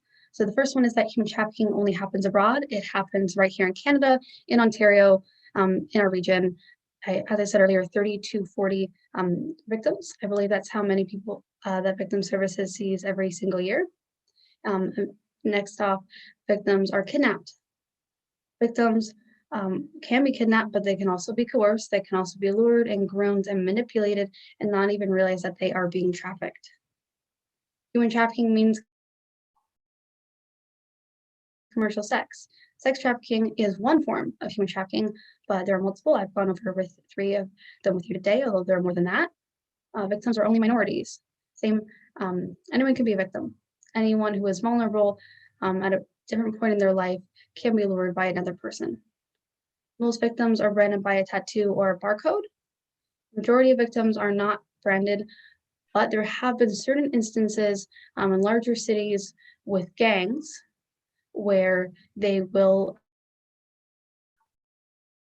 have a small tattoo or brand of some form on people that they are trafficking, so that way they know this person is my property, this person is your property. Only men are traffickers, same as anyone can be a victim, anyone can be a trafficker. And lastly, it is easy to leave a trafficking situation. It is certainly not easy to do so. It is financially, emotionally, psychologically demanding in order to leave a trafficking situation. It's also incredibly dangerous, which is why it's recommended that you do use the human trafficking hotline if you find yourself in a trafficking situation. Next slide. So the 5-year national strategy includes empowering victims, improving prevention methods, protecting survivors, better prosecuting traffickers, and building partnerships. This is a federal, this is a provincial strategy, and public awareness and education is a large part of Canada's overall plan. The Minister of Public Safety and Emergency Preparedness has taken from the United Nations Protocol to prevent, suppress, and punish trafficking persons. Additionally, the I'm Not For Sale initiative was launched by the RCMP in support of victims. In Ontario last year, Doug Ford invested $307 million to combat human trafficking.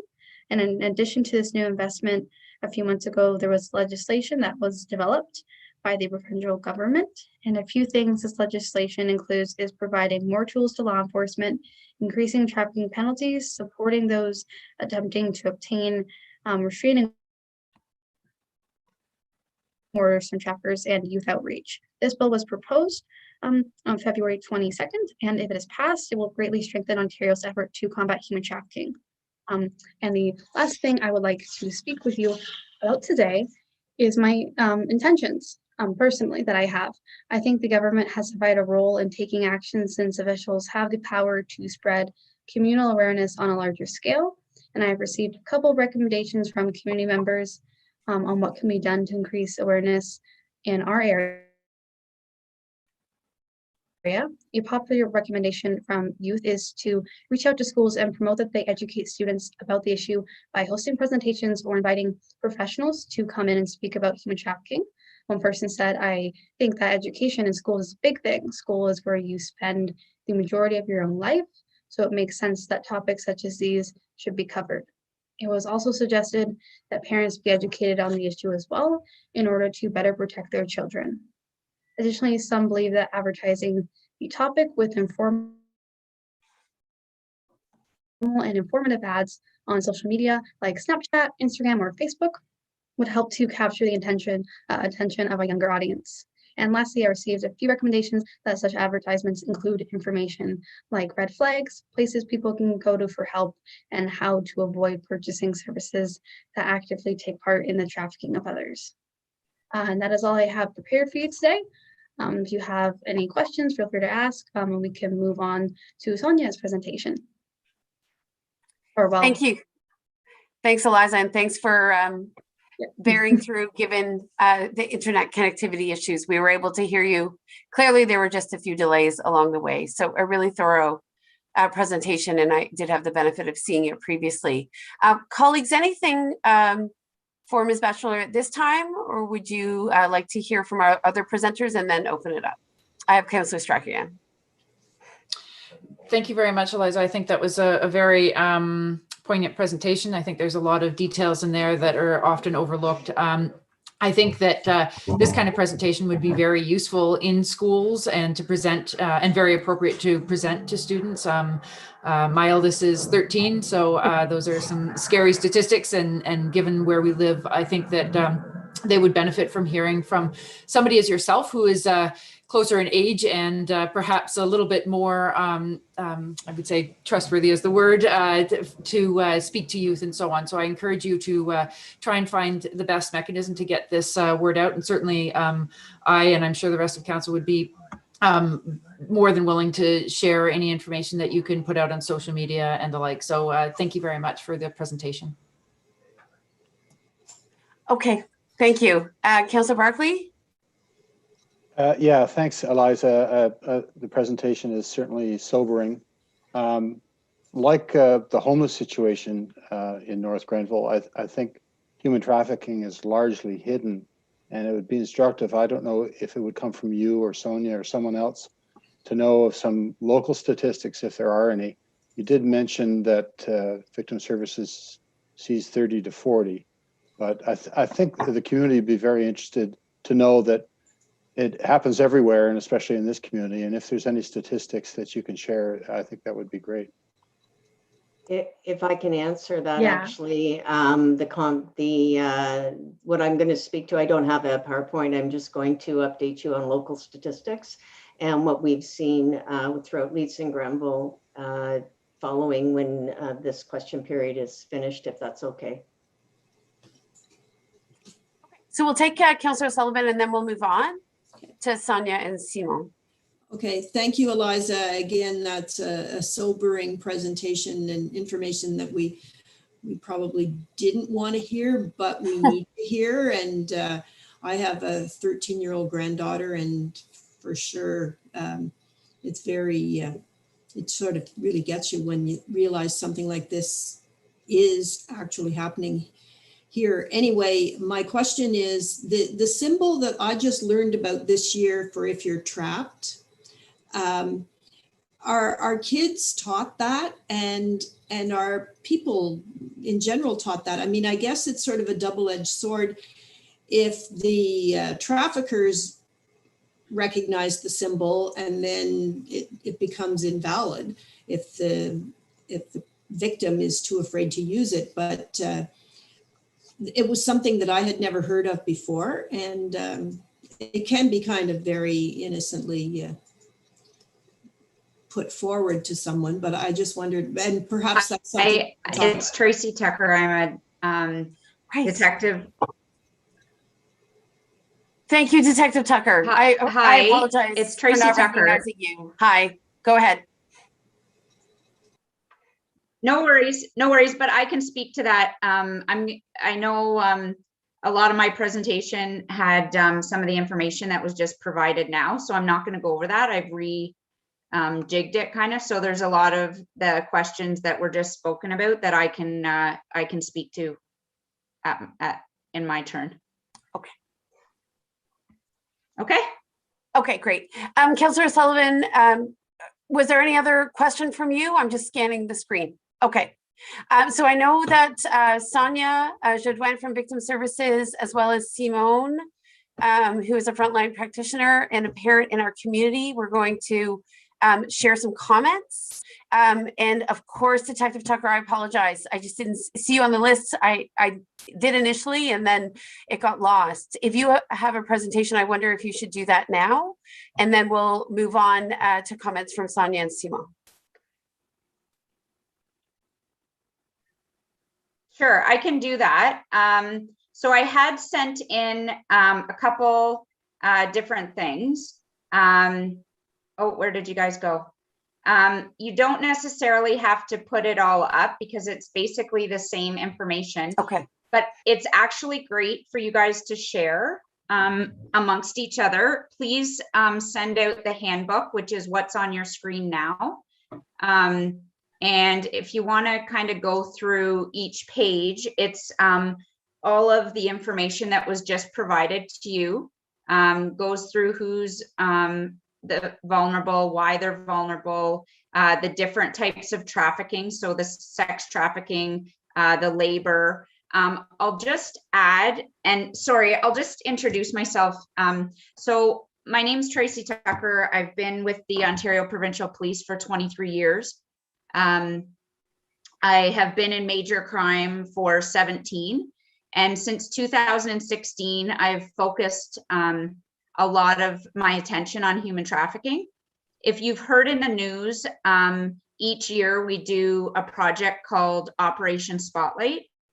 And what that is we go in and we answer to ads that are posted for prostitution. We have ways of trying to detect if the ads are for individuals who are under the age of 18. Not to say that we don't focus on everybody, but obviously we'd like to focus on children that are involved in this and try and get them the help that they need. Not necessarily is our focus to get the pimp, charge the pimp. Yes, we would like to, but we ultimately want to get these people resources. So if they choose to get out, they have a means of doing that. So each year, we didn't do it last year because of COVID, but we answer to ads. We go into the hotel rooms as if we were someone who was purchasing whatever's for sale. And once we get in there, we give the resource information. Sometimes we can help right then and there, but a lot of times the pimp's pretty close and we have to ensure that there's safety considerations made for usually the female that we're talking to. So we do that. So that's how I started in 2016. And I just recently got a job. So as it was suggested, there is a strategy. The government has given a lot of money to put attention to human trafficking because it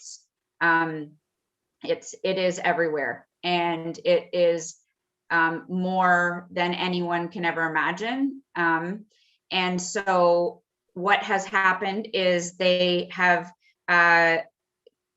gotten together. They've looked at statistics within each police force, and they've dedicated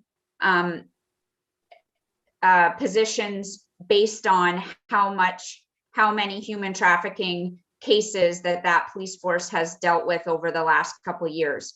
So for East Region, which would be incorporating your area, it's a joint forces team, and I am one of 3 OPP. There is Ottawa Police dedicated officers, Akwesasne, Kingston Police, I'm going to miss some here. Not to say that we wouldn't help out someone like Brockville, they just didn't have the numbers to dedicate someone to this team. And so now that we have these teams, we can do a lot more proactive and reactive, such as this, and going out and giving presentations and making that awareness component, which is the other document that I gave, which is a flyer. It's a Word document, so you can add in your own services. So if Victim Services wanted to add their contact name and number onto there, they could do that. And any other resources, because I'm not 100% familiar with what's actually available. And I know Victim Services is probably going to talk about this, but there's an allotment of money for solely victims of human trafficking. So for example, if I get a case, I get a call that someone in Kemptville has just stopped a vehicle. They believe that the female, I'm going to say female in the vehicle, is possibly a victim of human trafficking. Then they can call me or my unit in to start an investigation and utilize obviously Victim Services and they have money to maybe get a hotel room for this individual, a safe place for them, some food, some clothing. I know in our area, we have backpacks that we've given out to all the Highway Safety Division teams who typically pull over.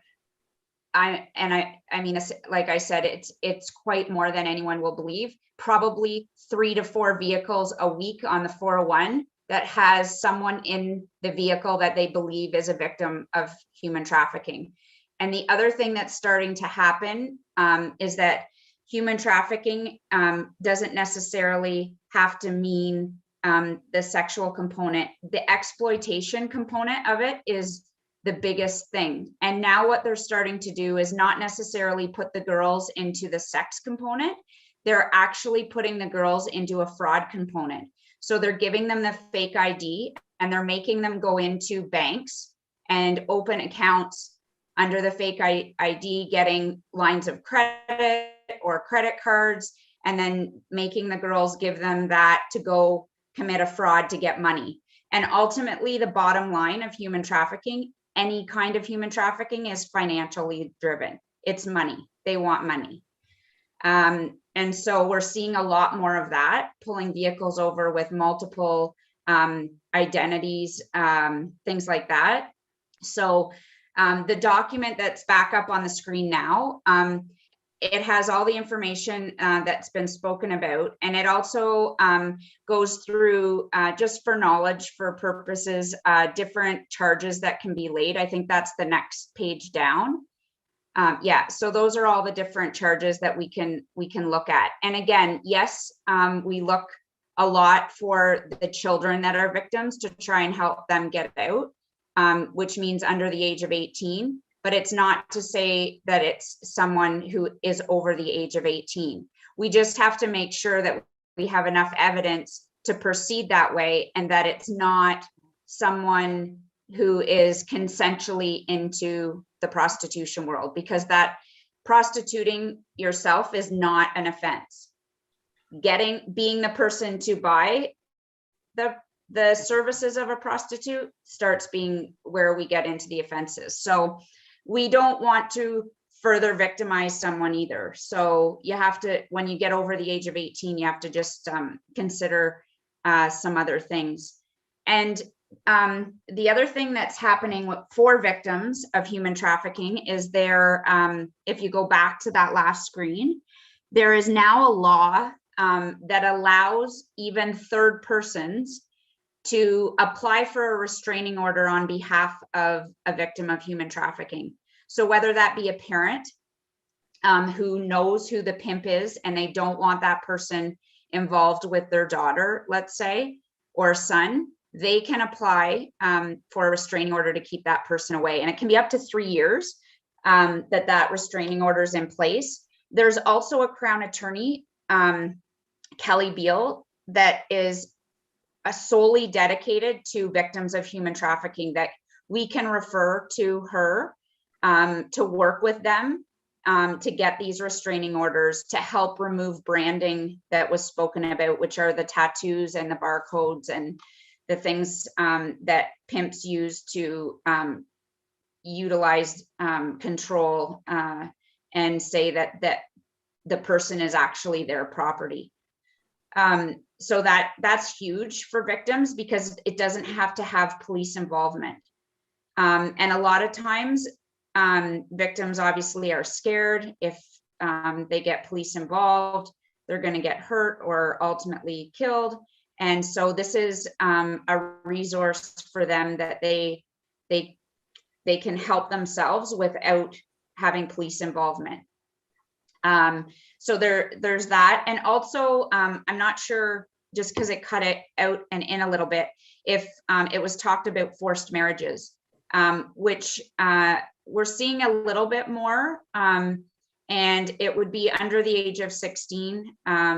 And if someone is in that position, we can also refer them to Kelly, and she can help them try to mitigate out of being forced into a marriage, and into that happens within certain cultures.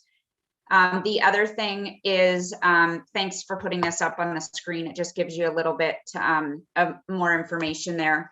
And the other thing that does happen, I haven't seen a lot of it, is organ trafficking, where someone needs an organ. It's an underground black market thing.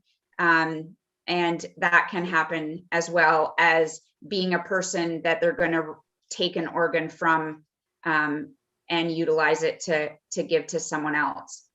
There are specific laws dedicated to helping us lay charges where it's cross borders, and not so much just the United States, because we have the mutual agreement with the United States, but I'm talking about in Europe, and we can lay charges when it's cross-jurisdictional like that. There are sections in the criminal code that can help us do that.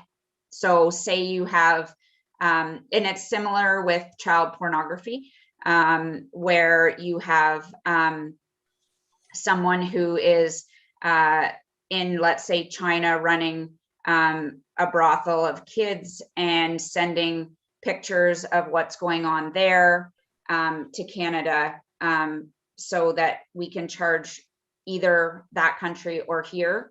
Now is the same thing we can do with human trafficking. And I think the other question was the fist, the help, the fist in the window means I need help, the icon emoji. Yes, that is true. That has happened, and it is going around that if you see that icon, it means to call the person some help. But it's also, I think when we do talks in the high school in the area that I come from, which is Kingston, Lennox, and Addington, Hastings, so Belleville, Prince Edward, we do talk about making sure that you have a safe word with your friends, especially when you start getting into relationships in high school. Domestic stuff can happen, and we're seeing that a lot more, that with your best friend, with your parent, if you text a certain word or say, when's Nana coming, that means come and get me out. Like, this is where I am, but I want to leave. And I have 2 kids, and I can say that it's happened with my son twice. He's now 20. And through his high school years, 2 times he texted the safe word sentence thing because he was in a situation that he wanted out of. And I got up and 2, 3 o'clock in the morning and went and got him. And there was he knew there was no anger. It didn't matter what time of day. I might be tired, but that was it. And so we're trying to, in our human trafficking presentations, to get that across as well, because there's so much luring on social media. Snapchat right now is so huge in terms of luring. And I'll give you an example. I had a girl, she lived north of Napanee, small town girl. She gets a Snapchat from a guy who says, "Oh, I met you at a party in Belleville." She says she thinks she remembered who he was, but not really, but he was cute. And they started to chit chat and want to meet me at the gas station in Napanee, and we'll go for a drive. And we have the video from the gas station of the 3 guys that picked her up. And she ended up in Laval in a hotel room. And she was a smart cookie, and thank God she wasn't naive to what she thought was happening. They told her that they were going to go to Kingston. She knew that Kingston was about a half an hour, and about 45 minutes, she realized this isn't happening. We're not going to Kingston. So they ended up in Laval. There was about a 10-minute period where one of them wasn't in the hotel room, and she was able to get out. She went to the front desk of the hotel and begged the clerk to let her use the phone, and she was able to get a hold of another friend because they had taken her cell phone in the car. And the friend contacted her mom, and they figured out where she was, and they were able to drive there and get her. So it happens, and it happens so easily and so quickly. And and this is another thing we tell parents when we do information sessions is know your kid's social media, get on their phones, you pay for it, and know what's going on. And in here, the signs, and I know it was spoken about before, the signs, the friend base shuts down a little bit or changes. There's isolation, they're in the room more, they're not talking. And then you start seeing things that are new, maybe a little bit more makeup, maybe some new clothes, new shoes. Or where did you get that? Because typically the pimps who are luring are using material items to get them to trust them to come in. And so there in this booklet for you, there's some signs as well. And the biggest thing is if your gut tells you that something's wrong, you call the police. You call the police, you let us look into it, or the human trafficking hotline, and get someone involved who knows about this stuff and can look a little deeper. And if you're wrong, great. And I hope that's how every one of the calls would end, but we know that that's not always the case. And so, yes, it happens in bigger cities. That's typically where the pimps take their victims. Hotel rooms, Airbnb is huge, huge, huge right now. They rent a house and they either do in calls from there or do out calls from there and take the victims there to the place where the client is. And but don't be naive to think that the kids in rural municipalities aren't victims, because they are. A lot of times we get girls who there's lingo in human trafficking. So one of the people who kind of work under the pimp, we call them bottom bitches, and they call themselves that, and that's who works for the pimp to lure some of these girls. So they befriend them, whether it's at school or through clubs or group homes is a huge thing. I'm not sure how many group homes you have in your jurisdiction, but they'll come in from bigger jurisdictions and be placed in a group home, and it's a prime area for luring these kids, because They're they have the background. They just want people to love them. They want to be a part of something. And so those places are prime areas for kids to get into this stuff. So I know one of the things you talked about was getting these presentations in schools. So what we did, we actually have Human Trafficking Coalition groups in Kingston. We have one in Trenton that does Trenton and Belleville. And we typically do, this year we've done a lot on Zoom and just open it up through different resource bases, whether it's victim services, CAS, or Family and Children Services, youth diversions, probation, and we try and get as many people involved to do information sessions to get all of the information out there. We also do hotels.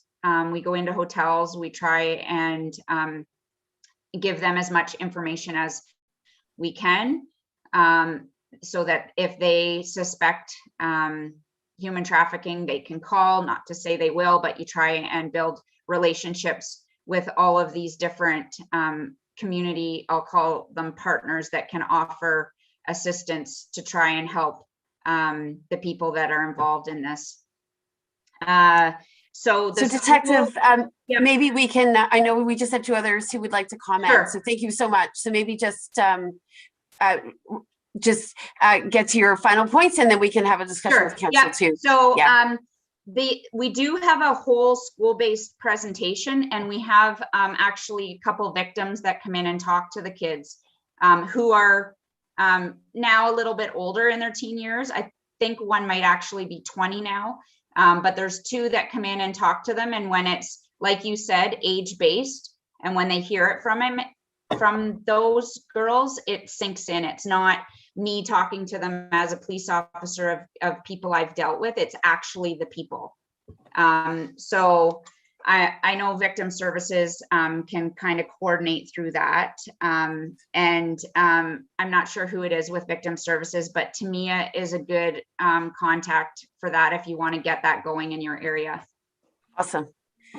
Yep. Thank you so much, Detective. It's obvious this is such a complex topic, which we knew when we began, but I think in order to round out the discussion, I'll just go to Sonia from Victim Services and Simon, who's a frontline worker, and just to have them comment on both presentations with some additional insights before we transition to the rest of our meeting, which has gotten a slow start because of these incredibly important topics. So Sonia and then Simon, please. Awesome. Hi, good evening. So for those of you that don't know me, my name is Sonia. I'm the Executive Director of Victim Services of Leeds and Grenville. I am also one of the co-founders of the Leeds and Grenville, the Human Trafficking Coalition for Leeds and Grenville as well. And we've been in the news a lot lately because we've recently received money for two pilots, one of them the provincial human trafficking funding. So we have a 4-year, which is left now and going into 4 full years of some dedicated human trafficking programming on top of what we were already doing.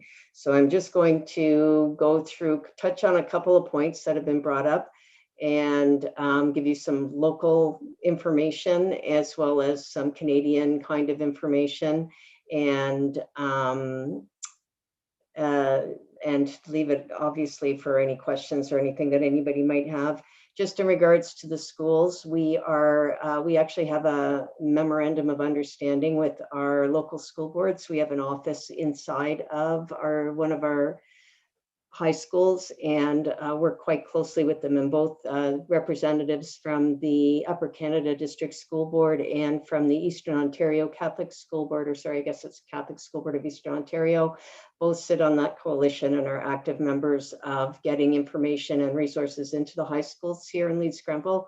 They've been really fantastic, and they've been actively involved in this issue. And so that is something that we will continue to work with. COVID has really derailed a lot of our in-school activities in regards to human trafficking because we're not obviously hanging out inside the high schools in the same way that we used to. And we have a dedicated youth program that was developed years ago, that was started 10 years ago as a result of human trafficking recruitment in high schools. So we've got a long history with our school boards with this. So hopefully we will be able to continue with that as things start to hopefully eventually resolve themselves in regards to the pandemic. For information, for local information, we've worked with in Leeds Grenville, we work with individuals that are being trafficked or have been trafficked that range in age from 13 to 39. 13 is the prime recruitment age. It can be younger, and be young as 11, and that's not including child victims of human trafficking. Here in Leeds Grenville, we've dealt with sex trafficking, child trafficking, and domestic servitude. And sex trafficking is by far the most popular activity that we've been engaged with. So in the past 12 months, we've worked with 27 human trafficking clients that have self-identified to us that they're human trafficking clients. 29% of those were referred to us by police. But of that 29%, only 18% of those folks had identified to the police that they were trafficking victims. So it was actually our police partners that recognized some of the red flags and were contacting us to pick up these cases and to work with these clients, which is a really fantastic thing. It means that a lot of the education and awareness and training that's out there now is really making a difference as people are starting to recognize more. All victims have been female, and they have been, the vast majority of them for this year in particular, have been in the 15 to 25 age range. The 15% have identified as Indigenous, 49% were actively trafficked in Leeds and Grenville, and the rest were from Leeds and Grenville that were taken up and down the highways and outside to other areas. But so, half of the folks are being trafficked within Leeds and Grenville. So when you're talking about, and this is what we've been saying for the past however many years, is that this is not this. There's a city. There's all kinds of stuff going on in the cities. The volume in the cities is insane, but the amount of girls that are getting recruited out into human trafficking from rural environments like near North Grenville is significant. And all the rural issues that are associated with that in terms of the way resources are spread and far apart and not always easily accessible compound the issue. And so it's just all those things that we want to think about and talk about and look at resolving to the best of our ability. 63% identified as being homeless or as not having a safe place to stay, which is one of the biggest issues I think we've been having this year as well too, is in regards to homelessness.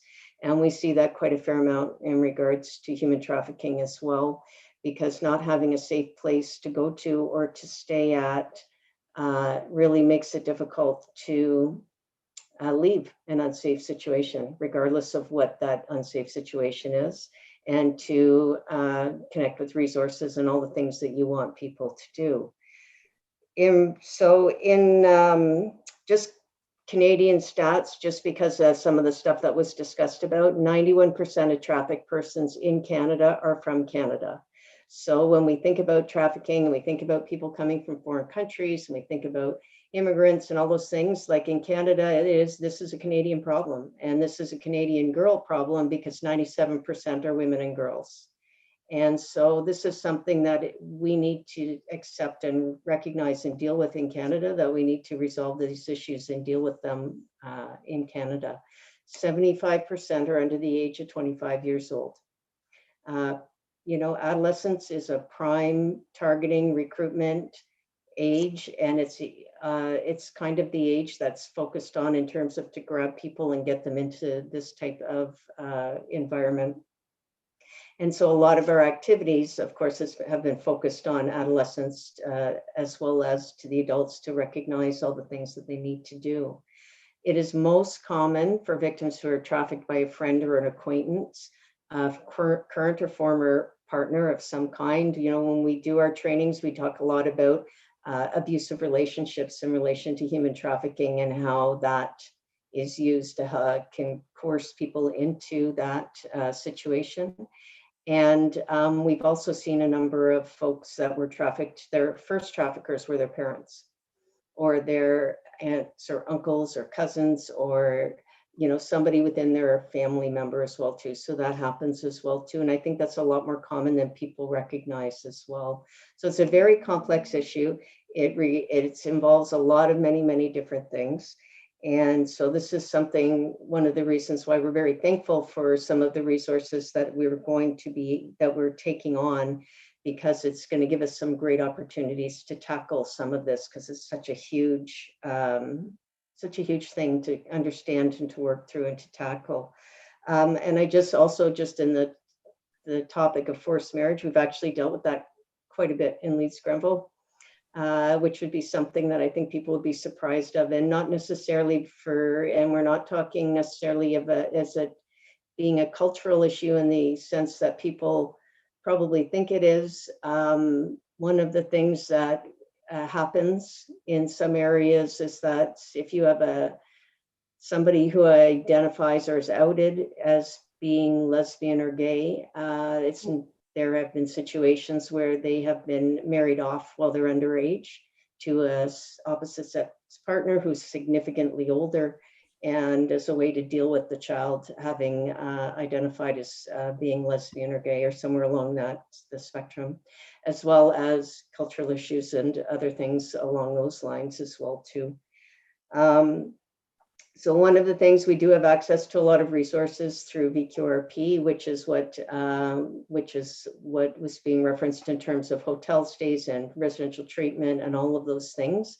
One of the things that the grant that we've just received that allows us to do is that we have 3 survivors who are working for us now, and 2 who are peer support workers that are working specifically with other human trafficking victims and with teenagers and adults who have been exploited online, sexual exploitation, that type of abusive relationship as well.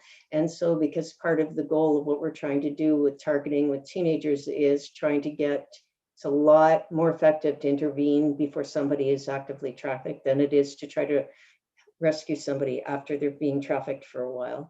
And so the goal has always been, with our partnership with the high schools, is to try to get there before. We're not funded for preventative, so we've had to be really careful. But this actually, now we have money, we are allowed to do this and not have to worry about getting in trouble for it. So we'll be able to really pursue that further. It also means we've hired a part-time public education communicator who will be doing a whole array of public education things. Eliza had already reached out to this person to ask if she could partner with her, and we will be making sure that she helps to mentor and coordinate with Eliza, and we will also be doing it with the team that Officer Tucker has identified, and working closely with them as well to make sure that all of our public education, our awareness, our social media, that it all makes sense and that we all work it together and make sure that everything is cohesive that we're throwing out in the community. We're pretty lucky here. We have a large group of people that are involved with us in many ways, shapes, form, in terms of providing resources and kind of a wraparound service for victims of human trafficking. It involves a multitude of organizations and agencies. So we're thankful for the resources that we've received and for the folks that have continued to work with us on this issue. And that would be it for tonight, please. So maybe we'll hear from Simon Hassan, who's also been waiting, and then we'll just do a final wrap up. Council, I think we're all cognizant of the time and how these 2 delegations obviously have given us lots of information to consider, but have delayed consideration of other items on the agenda.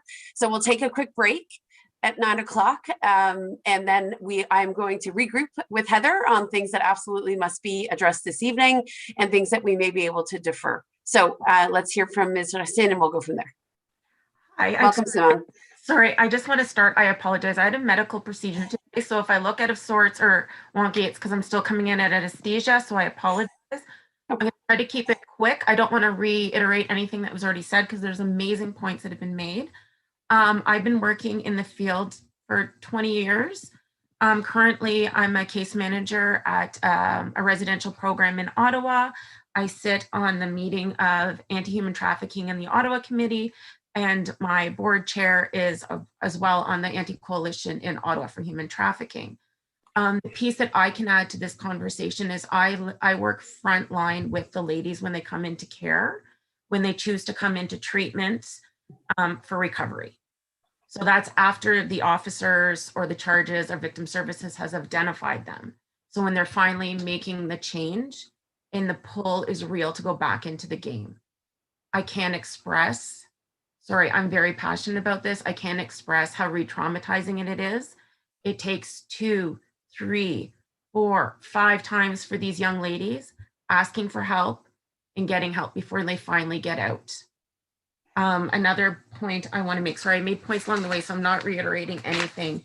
I know there was a comment about the LGBTQA population. One thing to note about that is a young lady or a gentleman in the game may not identify as LGBTQ, sorry, I'm saying it wrong. However, the big thing to note is a lot of these pimps force them into those situations. So then afterwards, a lot of these young individuals question their sexuality and their identification. And this is really normal. And this makes them extremely suicidal after. Coming off of drugs, coming off of the trauma, and everything is so horrendous that the support in the community is really needed. So the more that we as a community, because I live in North Grenville, obviously, and work in Ottawa, the more as a community we can put the word out of what to look for and how to support these young people, as Officer Tucker said, when they're pulling over roadside for impaired driving, traffic violations of anything, and see these young women, it's really important to identify them. Another big thing that we're not acknowledging in this conversation is ER visits, emergency room visits, doctor visits. These young ladies and young men, their self-harm and the abuse from the pimps, the traffickers, is astronomical. The branding can be tattoos, but it could also be from beatings, crack pipes, you name it, any form of abuse, they can cut them open. They don't always get the care they do need. And when they do finally get to an ER, unfortunately, the nurses and doctors are not trained to ask the right questions, not asking them, who are they with? Why is this person with them? Because if the person doesn't look like a relative or the age gap is a little odd or it doesn't look right, asking them questions about their situation and what brought them in front of this person is extremely intimidating, and they will not disclose information.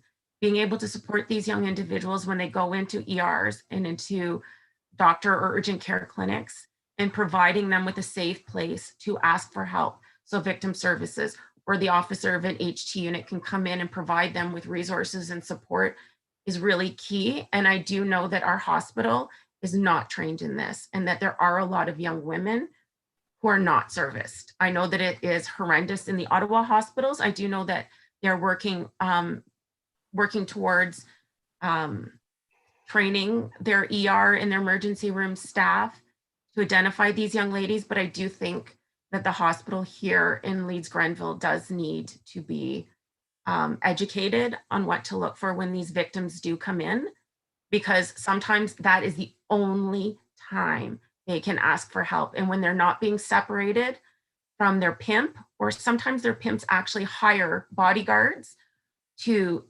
stay with them to protect their product. Their product is the person. They don't get help. And so I'm going to go on to the product. So another thing that I can be probably corroborated with is that a lot of times these vulnerable girls, ages 13, absolutely 12, 13, a lot of time when they start, these people get them on OW. OW is Ontario Works, AKA welfare. Once they're on welfare, they get them onto subsidized housing. When they get them into subsidized housing, they don't need Airbnbs, they don't need hotels. Unlike drugs and guns, when you sell them, that's a one-time exchange, a one-time money. You sell a girl, you can sell her 8 to 15 times a night. That is they're bringing in $700 to $1,500 a night through sexual exploitation, whether they're working with a partner, doing double girl on a man, whatever the situation. These girls are being worked so they can make thousands of dollars a week versus a one-time drug deal or a one-time gun deal. Most of the time, these guys are selling drugs. They're running drugs, guns, and girls. These girls are terrified for their life. I can tell you, I have a girl I'm working with now who she is scared for her life to press charges against her pimp because she has saw somebody else get killed. So if you don't think these girls are just scared because they don't want to get in trouble, no, they know that they can get killed. Their mother can get killed, their grandmother, their puppy, anybody you can think of can get beaten and killed. And if you don't think it's possible, it happens. It happens. Maybe, Simone, maybe just for parents in the community who are watching, I'm just conscious of the time. Sorry. I think we're going to have to do another session clearly because there's so much important information. But for those parents out there whose kids are on TikTok, or I know you're a parent in the Sorry, community. I have a 13-year-old, 11-year-old, and a 16-year-old who are all in the extreme vulnerable sector to be groomed themselves. So things you want to look for as in the presentation, as Officer Tucker, or I'm sorry, Detective Tucker, I'm sorry on your terminology, said, is abnormal behaviors. Abnormal, new friend group. If it's not somebody that goes to their school or that they're in their general friend group, why are they friends with them? Find out, ask. It again brought up expensive new items. I'm sorry, how many kids in our community are strutting around with Gucci, Louis Vuitton, new iPhones, all this stuff? They get them these, why? Because I'm buying you, because now you owe me. Bought you all this, and you know what? Why I bought you all that? I took really explicit pictures of you, and I bet you don't want your mom or dad to see them now, do you? So then got you. Okay. And that's how the group works. So products, look what they have, who they're hanging out with, and never hesitate to call the police. They can do scans on their phones. The biggest regret you can ever have is not calling the police. It's better to say sorry than unfortunately burying your child. Because I have seen countless families in the past year bury their children because it went too far. Okay. Okay. Sorry. You have, everyone's had so much expertise, and I feel so badly, Simone, because I know as a frontline worker, we had a brief chat, and it's obvious there's so much more you can share. Given the hour, I'm just going to go back to council. Council, is there any other questions you would like to ask of our presenters? Councillor Barclay? It's not a question, it's a suggestion. And that is, when you're talking about frontline workers, whether they're police or emergency staff, I would include the local taxi companies, because often these victims are transported by cab. And I think if there was awareness or some kind of education delivered to local cab companies, that the drivers would be aware and would be able to recognize some of that behavior and call it in. So it's just a suggestion. Thanks. Yeah, Councillor and I'll just Strachan? comment, we go ahead. do that. Sorry, we do that. It's just time constraints and what I'm remembering to kind of get out there. But as much in terms of education and I'll call them community partners, and trying to work together in this network of human trafficking and doing whatever we can for the victims. And like I said, not necessarily for us to lay charges, it's to get resources to the victims should they ever need them. And yes, again, there's taxi cab people, mental health worker, like there's so many people that we try to include in all of this. So yeah, I know that for us, we have engaged with transportation companies. Yeah. Just, can I say something to that? You have to remember, this is an underground world. So there's very few that will use taxis. This is an underground network that has their own system of doing things. So one thing that BPW, which is a women's organization in Canada, they've done something called Project En Route. So all the en route locations along the 401 from Windsor right through Montreal now have information, as well as a lot of the hotels in Ottawa. OPS, so Ottawa Police Services, their H2 unit, Staff Sergeant Damien Laflamme has and his team have brought information to all the hotel workers there. But it's really the people truly being pulled over, fire departments, hotels, doctors and nurses. I can't express enough. Doctors and nurses think they're just drug addicts. They're just looking for this. The little girl's just looking for attention. I'm telling you, if you want to make a difference, start with the medical profession, being educated and having the resources they can access through victim services. It's the barriers that are preventing these girls from getting the help. Thank you. Yeah. I'll take it. Councillor Strachan had a question.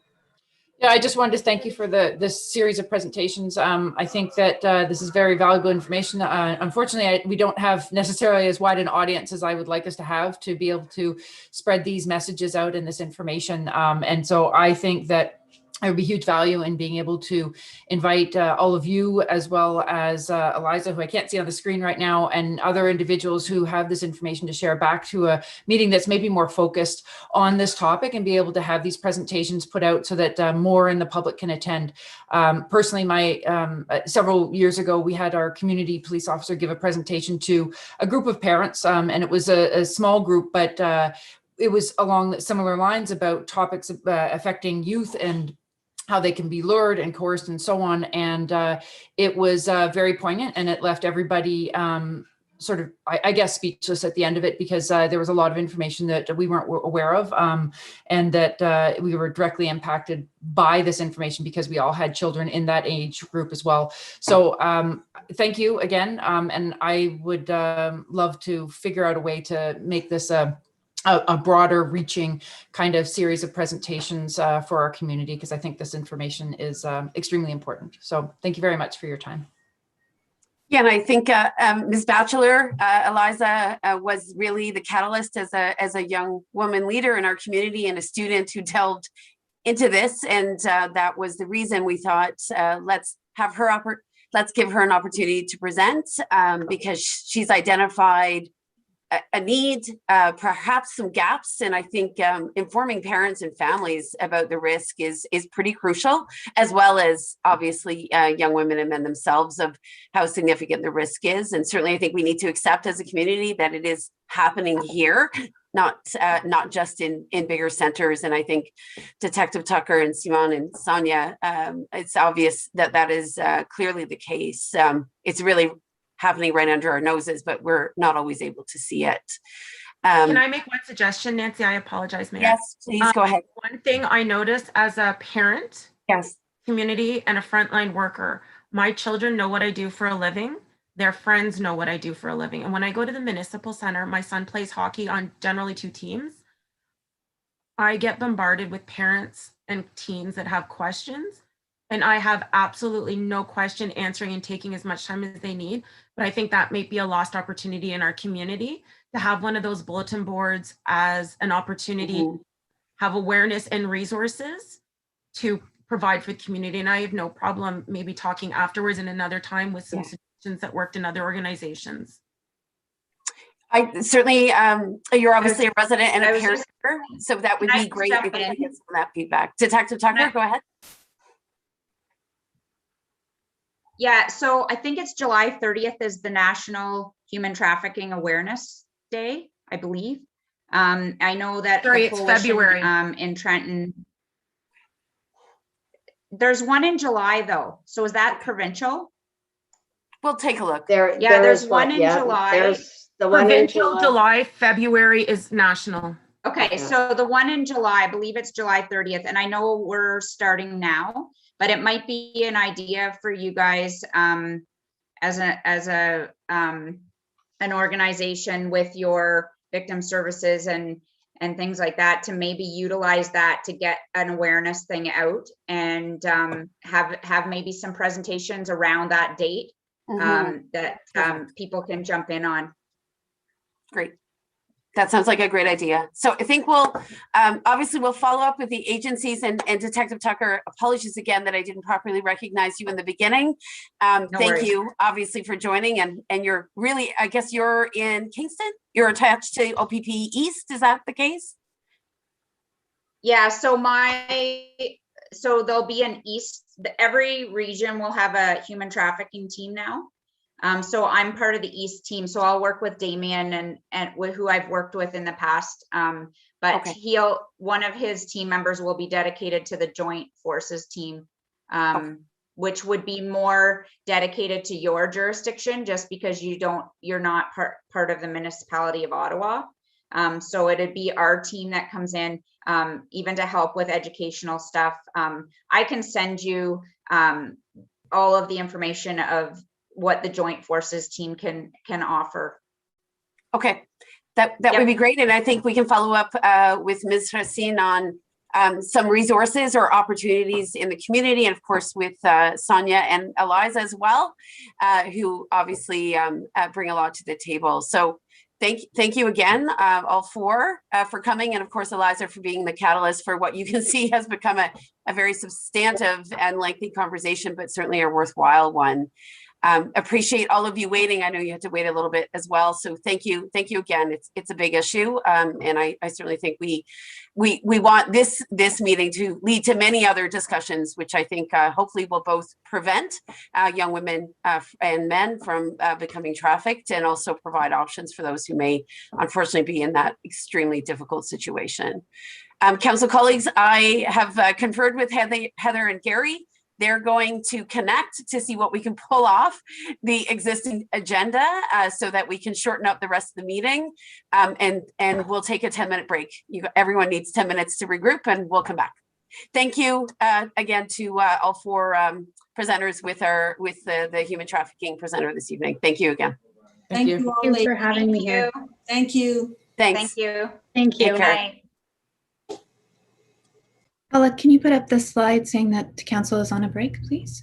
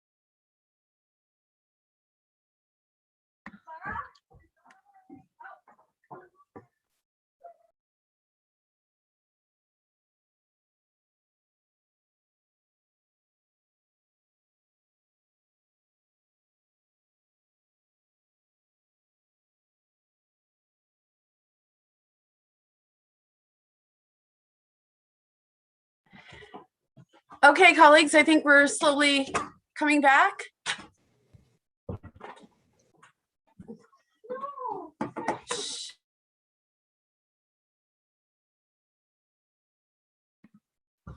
Okay, I think we're about to resume the meeting. I think we have all the relevant parties here. Is that right, Heather? Okay. Okay, I can't hear you, but I think you may just be on mute. Okay, good. So Heather and Gary had a chance to confer during the break, and council colleagues, you'll be very happy to know that we have a recommendation.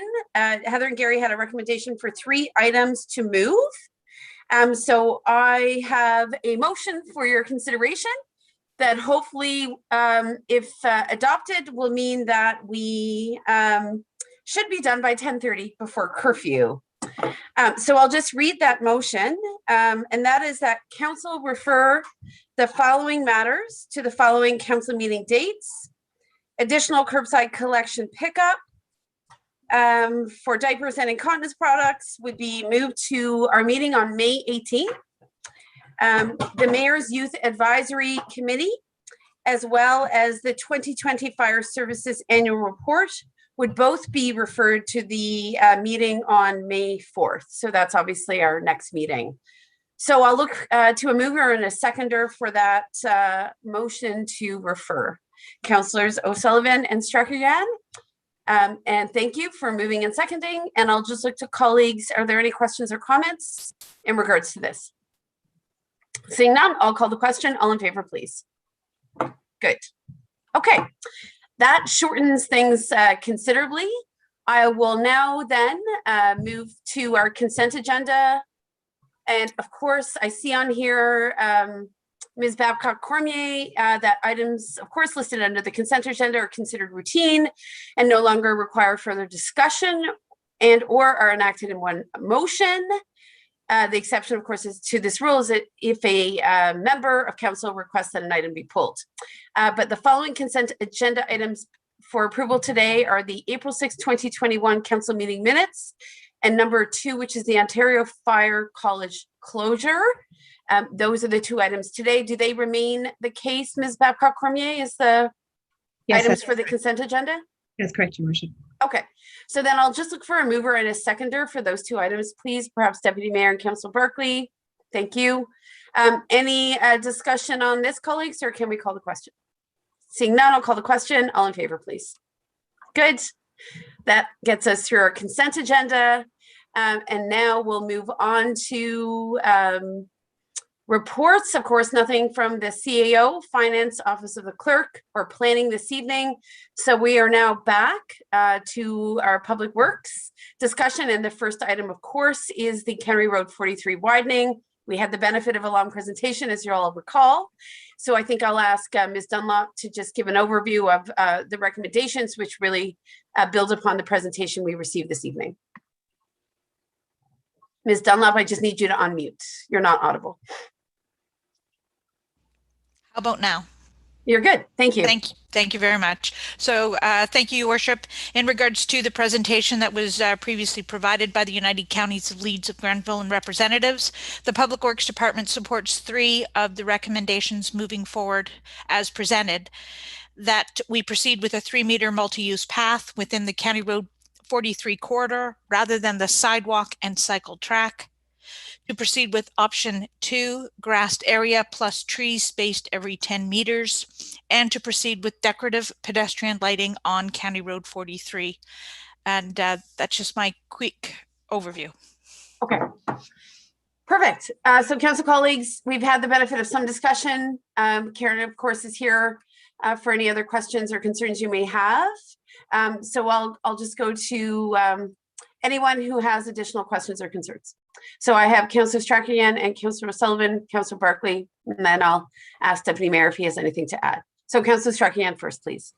Thank you, Director Dunlop. I have one point that I raised already with Roop when he gave his presentation regarding the more wild feature as opposed to simply having grass in a median area.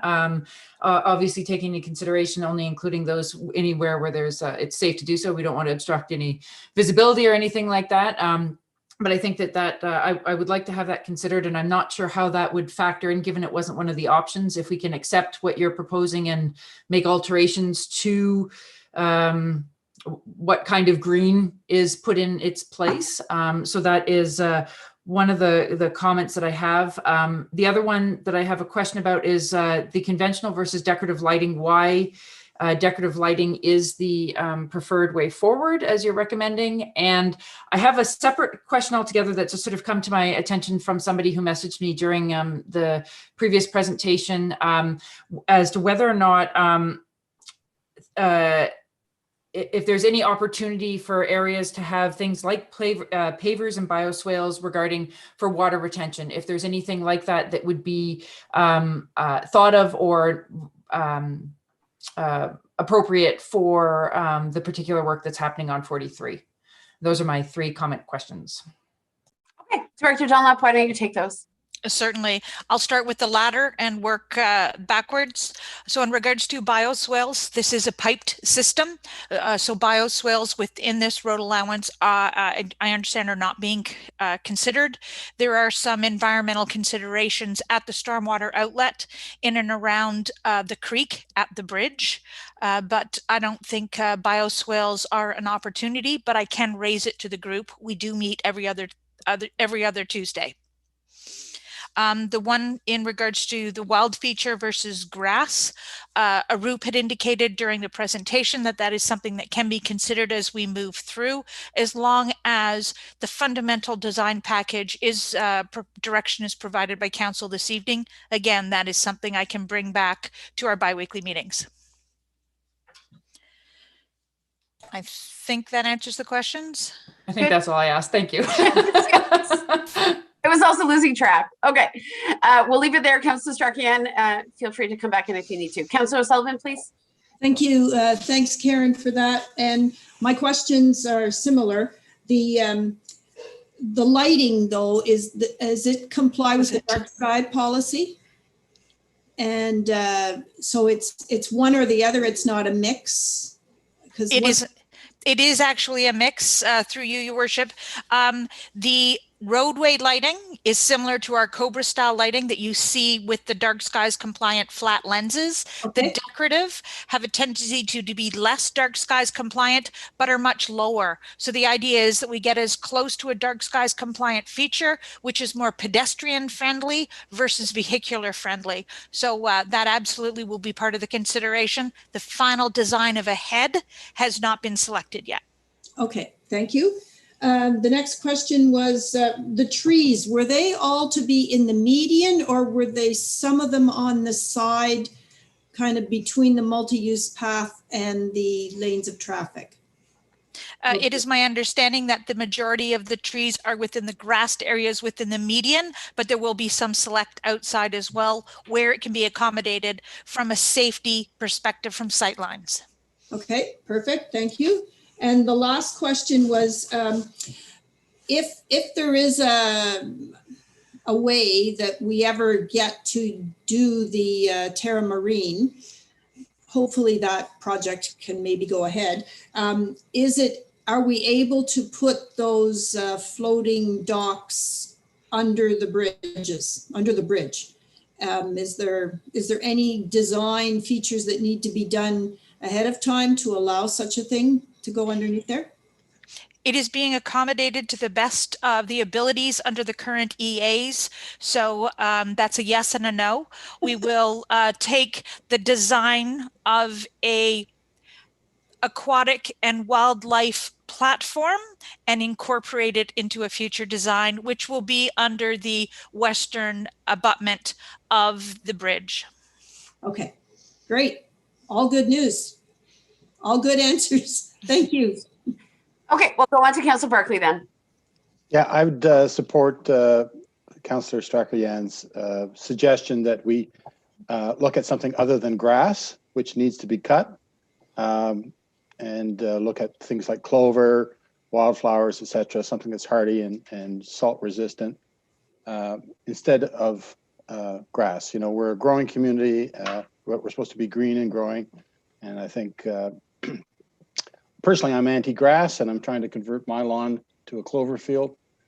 somewhat successfully or unsuccessfully. And I'd like to see something along those lines in the median, as well as what I suggested to Mr. Mukherjee, as much of a median as possible, especially in that 5-lane asphalt desert area, to include a median in front of at least the cemetery, while maintaining access to the businesses on the south side of 43 during that, over that stretch. That's key. But if we can get more of a boulevard feel, I think we'll be happier in the long run. Thanks. Director Dunlop, Mr. Mukherjee was saying that he thought that was achievable to put a median in front of that cemetery area. Do you agree with that? Or is that really the jurisdiction of the counties? I'm just curious. It is the jurisdiction of the counties in regards to the traffic movements, but I do like to report that the screening, the vegetation adjacent to the cemetery will also be escalated. It will be bumped up, so there will be some screening plantings in that vicinity between King and Anniversary Way. And what does screening plantings mean? What are we screening from? We're just screening the idea of a cemetery versus a 4-lane highway style road. We're going to be adding trees, vegetation, shrubbery, native species. Okay. But in terms of the median, is from your perspective, obviously Mr. Mukherjee said he thought it was very doable. Do you share that perspective? I don't know the particulars, so it would be his answer I would rely on. Okay. And that's something you can continue to communicate going forward? Will do. Okay. Okay, I'm sorry. We have Councillor Barclay, Deputy Mayor. Did you have anything else to add here? Not a lot. I agree with the 3 items, and I think the other that John and Kristen had brought up is more getting into the weeds and details, which can be talked about later on. I would like to see a sample of what that might look like, though, because all the ones I've seen so far just to me look terrible. So I'm not anti-grass at all. And because it's such a small area, I think the maintenance is pretty straightforward, because otherwise if it looks bad, we're going to have to try to fix it. Wildflowers are wonderful in certain positions, in certain places. I love them, but they don't always look like wildflowers. They look like weeds most of the time. And if you're okay with that, that's fine too. But if we are looking for a boulevard, nice and neat, clean, and appealing to most residents, I think I would probably look a little bit different. But I'd like to see samples. But again, we're not talking about that tonight. We're just making a decision on these 3 items, which I'm okay with, all 3, and the lighting and whatnot. So it's good to go. Okay, great. So Director Dunlop, my only question was on that continuity of the multi-use pathway. I understood that the Rosewater properties, right, wouldn't necessarily accommodate, or some negotiation has to be done there in terms of what is actually going to happen with those lands. But from a continuity perspective, can you just remind me, at what point would you access a multi-use pathway on County Road 43? And if we think of the independent grocery store or Food Basics as a starting point, and I understand it may or may not be, but when would the multi-use pathway become available to users of the County Road 43? Under this program, it would be east of the County Road 44-43 intersection. Okay, and it would go for how far? A little over 2 kilometers to the Colonnade Roundabout on the south side, and it would stop at County Road 19 on the north side. As you indicated, the Rosewater lands are not being included at this point in time because the development is still up in the air in regards to what they propose. If we put in a multi-use path, we don't want developers to rip it out in a couple years to install sanitary sewers, water mains, storm sewers, or where their actual driveway entrances would be. Okay, so Councillor Sullivan, I do recognize you. I just wanted to ask an additional question. So in terms of the additional connectivity points that Mr. Mukherjee was highlighting, which I think provide connectivity down County Road 19 in one direction and potentially on the other side as well, could you just once again speak to timing and some of the thinking there? Obviously, Colonnade and the Kevlar lands being a huge destination in our community. could you just repeat or help us understand sort of timing and continuity when it comes to that area overall? So when the multi-use paths are created in the County Road 19 and County Road 43 under the project, the connectivity will actually lead from the Creek subdivision, which is behind the McEwens. There is already a multi-use pathway connection to their driveway. So the driveway to the south side of the McEwen driveway will connect down to 43. And then on the south side of 43 will connect at the County Road 19 roundabout all the way down to Ryan's Well Drive. So it'll connect Wellington, it'll connect the rail trail, and it'll get to Ryan's Well, where there's a controlled intersection to get people across at the three-way stop. Okay. So there is complete connectivity there. Yes. Right. And in the timing for County Road 19 versus multi-use pathways on County Road 43, do they line up? Are they to your satisfaction? They will be completed at the same time under the same contract, but not under the same funding model. And because we would be as we are responsible for County Road multi-use pathways, we are responsible for County Road 19 pathways. That is correct. Okay. Okay. Thank you. That's very helpful. Councillor O'Sullivan? Okay, thank you. A couple of questions. One, the multi-use path is only going to go as far as Pine Hill Road? Currently under this program, this contract design only goes to County Road 44. It doesn't go further west to Pine Hill at this time. That'll be a future phase. Oh, that's unfortunate because BMR and that new medical center is down there at Somerville. And as we know, Somerville is not a safe road to bike or walk on because there's absolutely no shoulder on that. And then you're still stuck. How do you get to BMR or the new medical center without taking your life in your hands on 43? Next phase. Yeah, through you, Your Worship. That is unfortunately the end of this contract design. Stops at County Road 44. From 44 through to Somerville will be a future project where there are a couple other roundabouts planned, as well as the extension of the other services. Okay, so there's no services out as far as Somerville right now? Currently, there are not. Oh, okay. All right, thanks. And then the last question, that new connection down 19, how will the rail trail connect to that? So we won't need to worry about that little hokey path anymore? That is correct. Oh, that's good. Very good news. Okay, that's great. Okay. I think the only hanging chad for me in this is, and it's not to do with the recommendations, Ms. Dunlop, it's more about the education around roundabouts. I think this council, when it was elected, and certainly during the campaign, heard a lot about, I think, the community's anxiety about using roundabouts as safe pedestrian crossings, particularly in front of St. Mike's. So I think that we do need to give some consideration, both through the counties, but also as a partner to this project at the municipal level of addressing some of those concerns front on.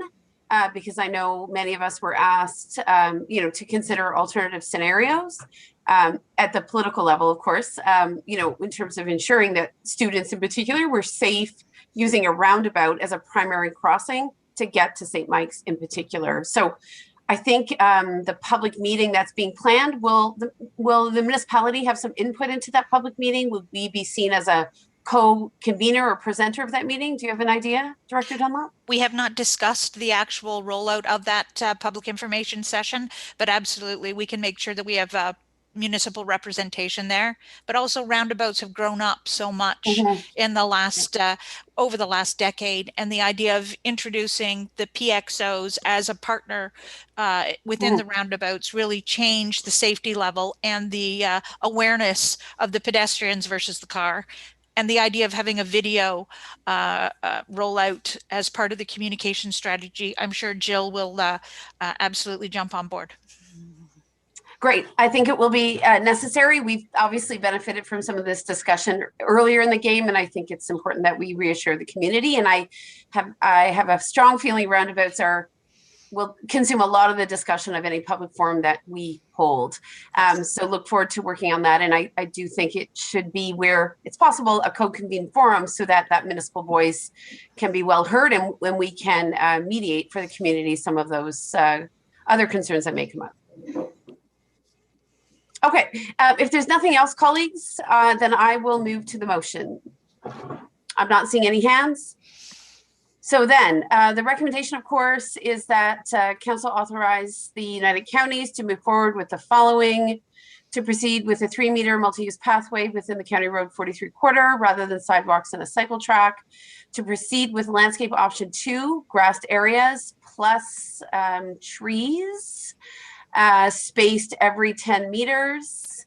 And finally, oh, my screens are shifting around again, to proceed with decorative pedestrian lighting on County Road 43, and that council received this presentation, County Road 43 widening, and of course that we had the benefit of earlier when it came to the delegation by the counties.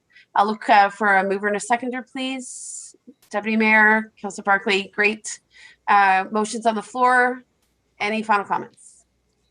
Seeing none, I'll call the question. All in favor, please raise your hands. Good, thank you. And that wraps up County Road 43 this evening, not certainly for the future. Much more to be discussed, and I acknowledge members of the media who are here this evening because I think they'll be a critical part in communicating what the next steps are. Next, I think Director Dunlop, you have an award tender here in regards to a disc mower. Yes, I do. The Public Works Department, as part of its capital program, tendered for the replacement of its disc mower. The budget allotment provided was for $11,100, and the lowest qualified bid received is valued at $14,937.05, excluding taxes. It is the recommendation from the department to award the tender to Smith Farm Equipment as the lowest qualified bid, authorize the Director of Public Works or her designate to execute the contract, and reconcile the Capital Works program for the Public Works Department at the end of the year. The additional cost would not increase the overall Public Works budget. That completes my report. Any issues here, Council? Seeing none, Councillor Barclay, do you want to move? Councillor Sullivan, you can second. Thank you, and that is to approve the award of the disc mower to Smith Farm Equipment pursuant to request for tender at a total cost of $14,937.05, excluding HST, and authorize the director or her designate to execute the contracts. Any other comments or questions? Seeing none, I'll call the question. All in favor, please. Good. Thank you. That passes. Congratulations, Director Dunlop. You'll have your disc mower soon. We are not dealing with additional curbside collection this evening. So we're at Parks, Recs, and Culture, and this is in regards to the request for proposals. I believe Mr. Guy is here this evening, or someone acting on his behalf. Myself. So hi. Good evening, Your Worship and Council. I'm going to speak to the tennis court lighting project first, if that's all right. Absolutely. Okay, so the report before you today is to obtain authorization from Council to award the contract PRC 2107 to DeVries Electrical Inc. for the design, supply, and installation of tennis court lighting at Riverside Park. The RFP was issued on March 11th, 2021 and closed on April 12th, 2021. The municipality received one submission from a qualified vendor. Historically, the tennis courts at Riverside Park had lighting installed, providing lit courts after dusk. In 2017, one of the light standards was blown over in a windstorm. The facilities division had the 3 remaining light standards tested for structural rotting. It was determined that the 3 remaining poles had to be removed for safety concerns.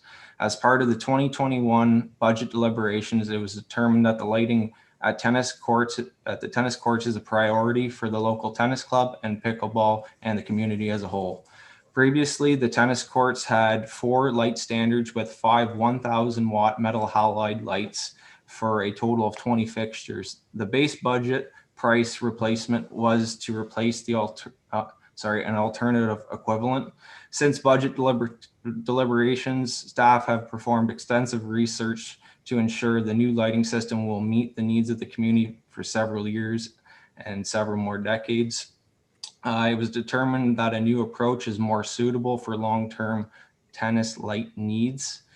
The previous system would have projected 7 to 10 foot candles at the best of times on the court. The Illuminating Engineer Society recommends 30 to 50 foot candles of lighting for recreational club level tennis. The initial RFP was sent out for a minimum specifications of 50 foot candles that must be averaged across the entire court. After the site visit with 5 proponents, it was determined that 50 foot candles was not achievable with our budget figure. An addendum was sent out to all registered vendors stating proposals at 30 foot candles would be accepted.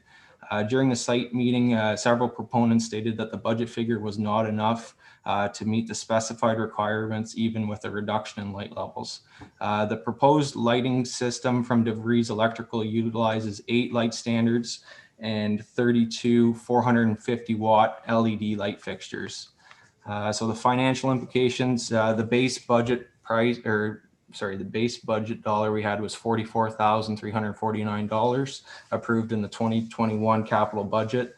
The project, there was a variance of $6,001 plus HST that can be funded through the capital reserve, the Parks and Recreation Capital Reserve account.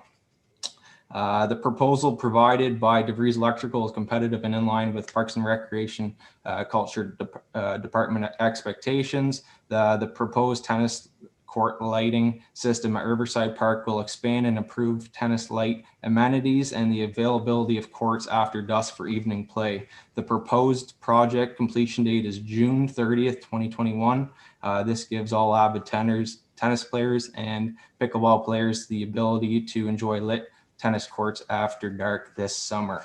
The Parks, Recreation and Culture Department recommends that the request for proposal PRC 2107 for the design, supply, installation of tennis court lighting at Riverside Park for a total cost of $50,350 excluding HST be awarded to DeVries Electrical.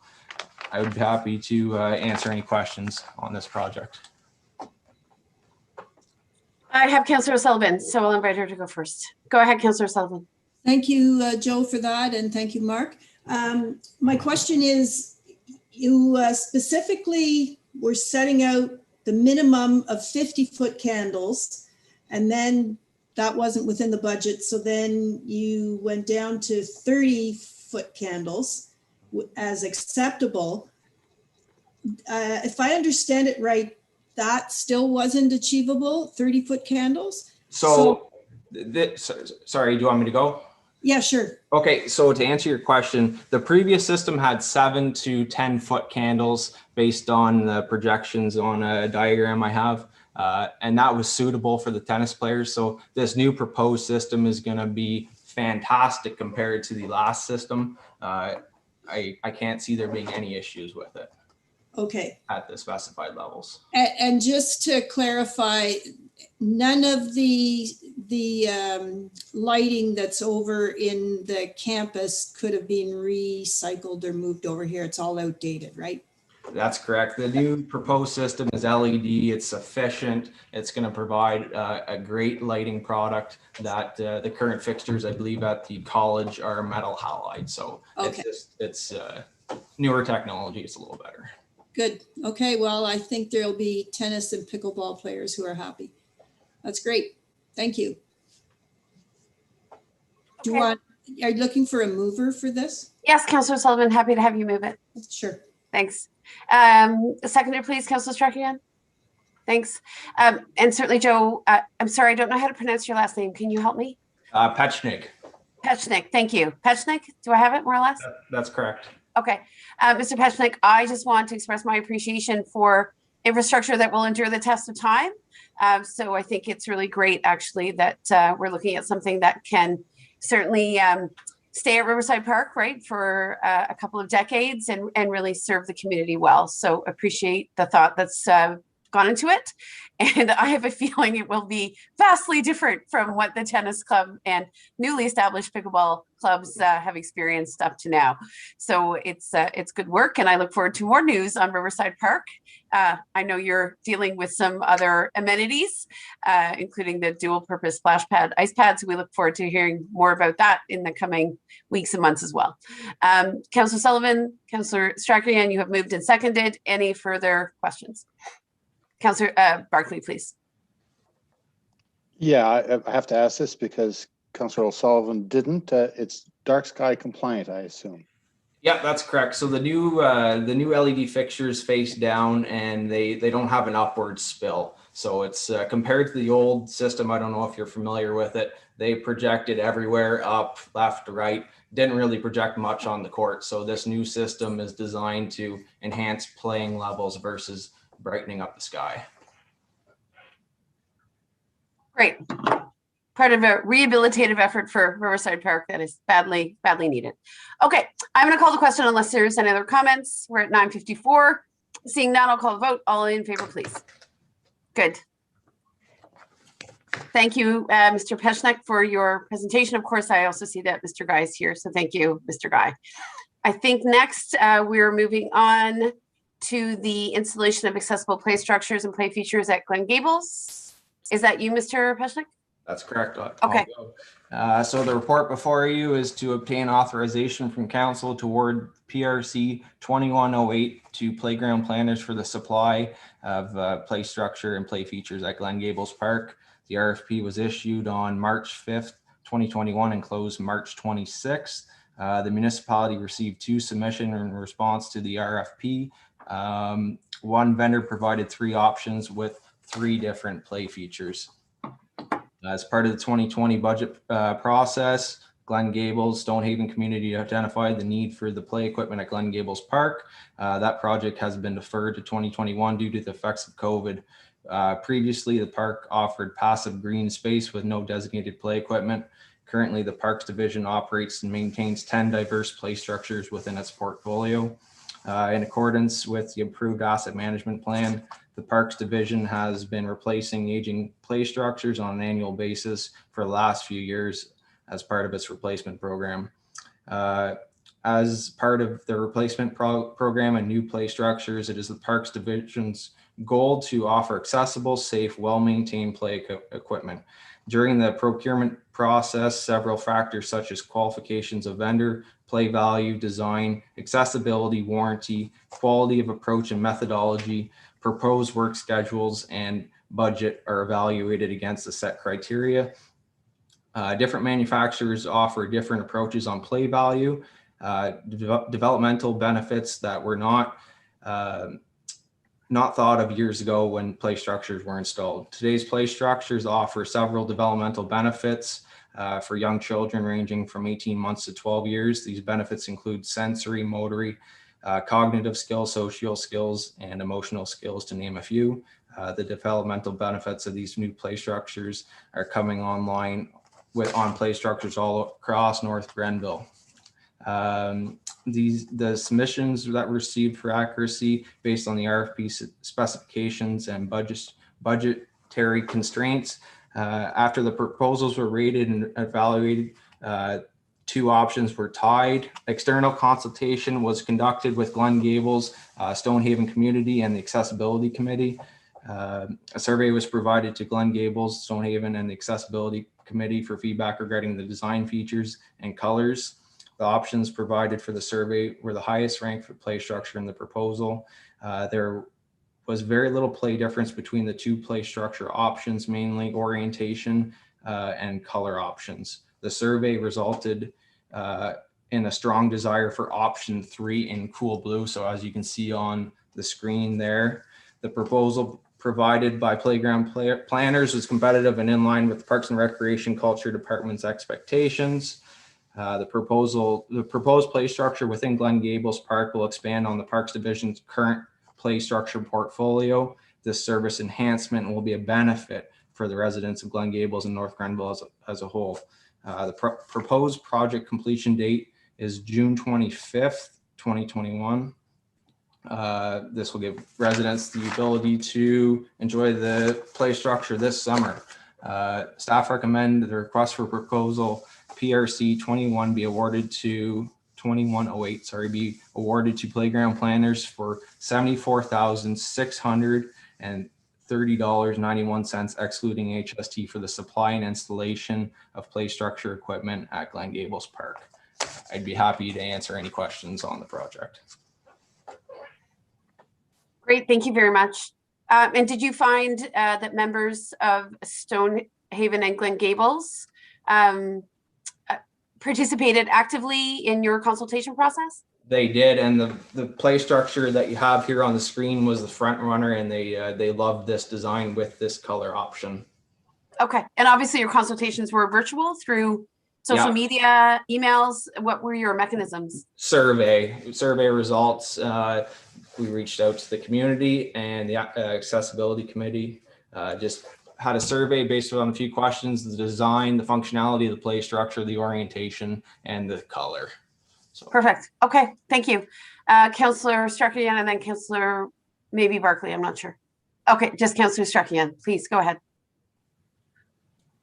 Thank you for the presentation. I think I've raised this before about the limitations of these kinds of play structures as far as the age groups that it attracts. I'm wondering if when you did your survey, were you aware of the age groups of the children of the parents or people that you were speaking to? Like, were they looking at a younger age group that was most interested in this, or were they older families that were contacted that also had older children who had perhaps different ideas?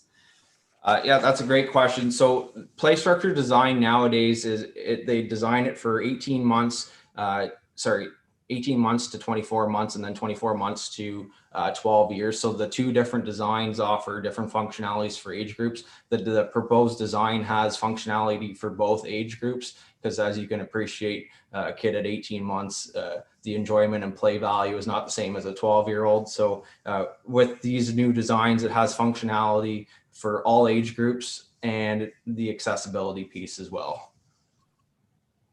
Thank you. I'm going to just add in one comment that is related but not related. I don't know how I missed the South Gore Park trail that's there, that sort of very military style. But I did want to mention that something like that I think has wide-ranging appeal. When we were there, my kids range from 9 to 13, and they all had different ways of enjoying it. But I also saw much younger kids also enjoying that space as well. So I think perhaps there's some opportunity to think about some creative opportunities for playgrounds and different kinds of spaces like that down the road. But I'm not against this particular design, but something maybe for future consideration. So thank you. Thanks. Great. Appreciate those comments, Councillor Strakian. And I think as we get more into Parks and Rec and the options in our community, I hope we can see another one of those, because I know they do have tremendous value for all age groups, not even just kids. Thank you, Mr. Pechnik, for bringing this forward. We're obviously thrilled to see that this play structure will be installed this summer. I know the residents of, I'm going to refer to both Stonehaven and Glen Gables because I think they'll be mutual users of the facility, will be very, very happy to see this development. So great work. So we've got a mover and a seconder. Any final comments, colleagues? Joe, those swing sets, will they hold what, 200 pounds? That's a great question. If you're asking if you can use them, absolutely. You'll be there with bells on. Sounds good. All right. We require a mover and a seconder, please. I thought we had one. No? Okay, I apologize. It was for the previous item. Okay, I'll take Councillor O'Sullivan and Strike again, please. Thanks. Apologies. Okay, now that we know that Deputy Mayor can use the swings, I think we're ready to call the vote. Is that it? Okay. I have to say I do use swings at play structures, so it's, I think, a very valid question. All in favor, please. Good, thank you. And great to see this one move forward. Appreciate it. Thank you. I think we're done with Parks and Rec this evening. So thank you both, Joe and Mark, for being here. Look forward to welcoming you back again in the coming weeks. So we'll move on to Emergency and Protective Services. Help me out here, Ms. Babcock Cormier. I think we are talking about Emergency Preparedness Week. Is that correct? Okay. As well as Ontario Fire College closure was on our consent agenda. Is that right? That's correct, Your Worship. Okay. And then, so we will be dealing with the fire safety grant. So 7.1 and 7.3 are the items this evening? That's correct, Your Worship. Okay. So I think we're welcoming Chief Oakham for the first item, please. Thank you, Mayor Peckford. The first item is Emergency Preparedness Week. We're asking Council this evening to proclaim Emergency Preparedness Week in North Grenville. Emergency Preparedness Week is an annual national campaign that we try to take advantage of every year in promoting it locally. We use this opportunity to inform Council and the community, and also to promote awareness in our community by preparing for local emergencies. Emergency Preparedness Week is as I mentioned, a national campaign with a national theme that is promoted annually during the first week of May. This year, it falls between the date of May 2nd to May 8th, and it is promoted by both federal government and provincial provinces and territories, and as well as participating municipalities. The theme for this year, I believe is on the screen, is emergencies can happen at any time. Are you ready? This national theme highlights the need for families to be ready for possible emergencies that could potentially occur within our community. And a very simple process that families can do to be ready, and that's by conducting a 3-step process. And I'll just quickly highlight that as part of our information. The first step is for the family to prepare a family plan. Be prepared for different emergency situations that you could encounter, and be prepared to evacuate your home if so directed. Step 2 is to prepare an emergency survival kit. An emergency survival kit should contain necessities for you and your family should you have to leave your home and relocate to another location.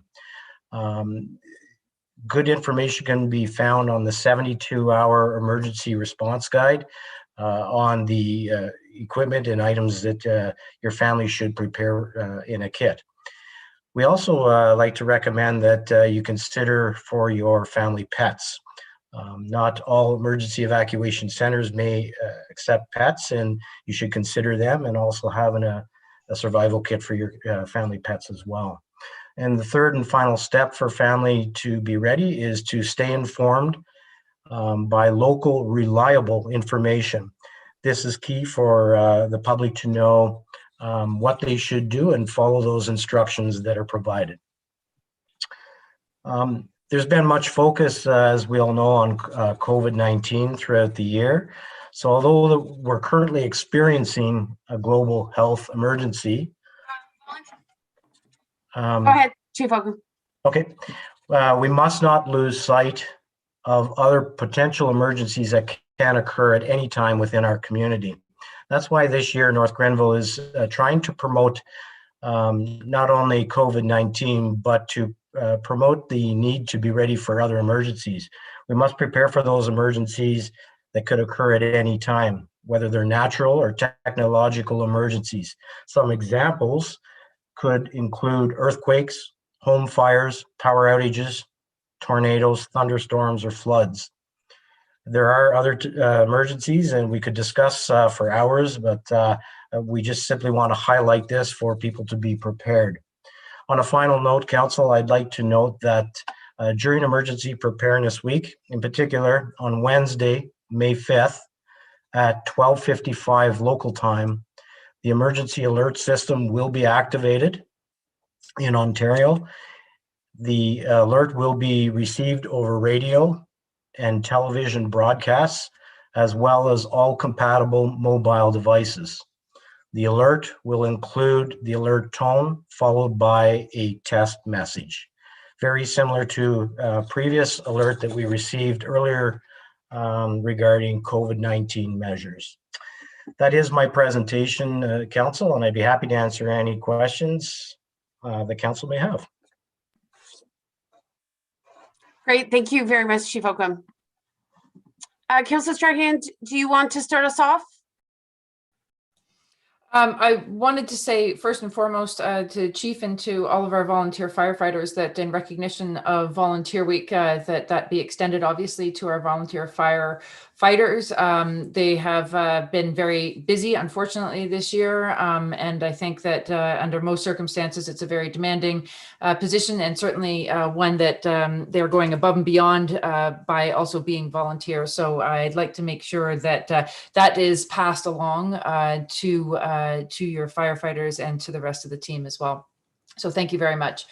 I think that the Emergency Preparedness Week is very timely. There's all sorts of emergencies that can come into place, and making sure that residents are prepared, I think, is key. And I know that there are a number of different things that have come up. I've seen across my inbox regarding different ways in which different groups are coming up with ways of responding to emergencies. There's one thing referred to as, I think it's 3 words or something like that from a location perspective. And some of this information has been passed along. So I think that as people are more and more familiar with different technologies, there'll be more ways to be able to prepare and have different resources at our fingertips, certainly on our electronic devices, our phones, and so on. So thank you very much for that presentation. Thank you. And as you know, we've had multiple fires, 1 earthquake, and a tornado in the last year. Of course, the earthquake and tornado were very minor events, thankfully, but it's obvious that being ready for an emergency is prudent, to say the least. So, Chief Oakham, appreciate the work, and I'm sure we'll embrace the opportunity in May to make sure that everyone in North Grenville is aware of what needs to be done to be prepared. Colleagues, if there's nothing else, then I'll move on to the motion. I don't think I see anything. I'm triaging between screens. So then, Councillor Strahan, if you're good to move the following motion, and that is that Council receives the presentation regarding Emergency Preparedness Week 2021, and that we proclaim May 2nd to May 8th as the week in question for the municipality of North Grenville. Seconder, please, Deputy Mayor. Thanks. I'll call the question unless there are further comments. Seeing none, all in favor, please. Good, thank you. Look forward to further dialogue, Chief. I think your remaining item is the fire safety grant. Thank you, Mayor. So the fire safety grant report is based on a grant by the provincial government. On March 11th of this year, the government of Ontario announced a one-time only $5 million grant to all fire services in Ontario.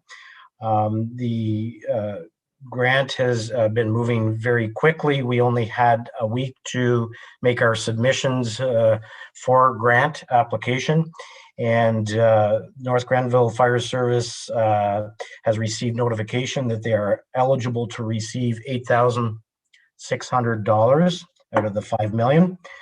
And although it's a small amount of the $5 million, it's an amount that we don't see, as Council's aware that fire services don't have the opportunity to see provincial granting, federal granting for fire protection services. So this is a gift. With regard to the grant itself, it had to be used for challenges with addressing local training and virtual fire prevention inspections. This grant worked very well, so the application was very simple for us to complete this year, 2021. In our operating budget, we had budgeted for a records management system to improve our operations and administration of the fire service. And this year we had budgeted money to initiate our records management system, which basically is the base program system and base models to get the system up and running. Because it's modular, we've left the door open that as we progress through future years, that we can add additional modules. So it makes it financially feasible to the municipality to implement this records management system because it's modular.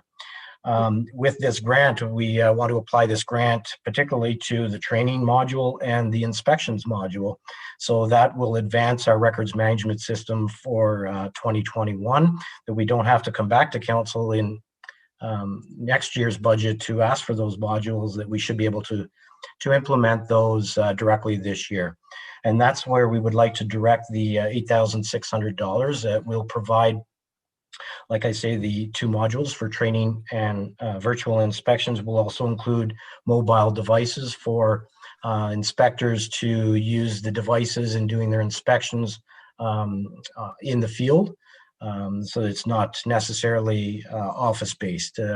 It will be office-based, but can be done remotely as well.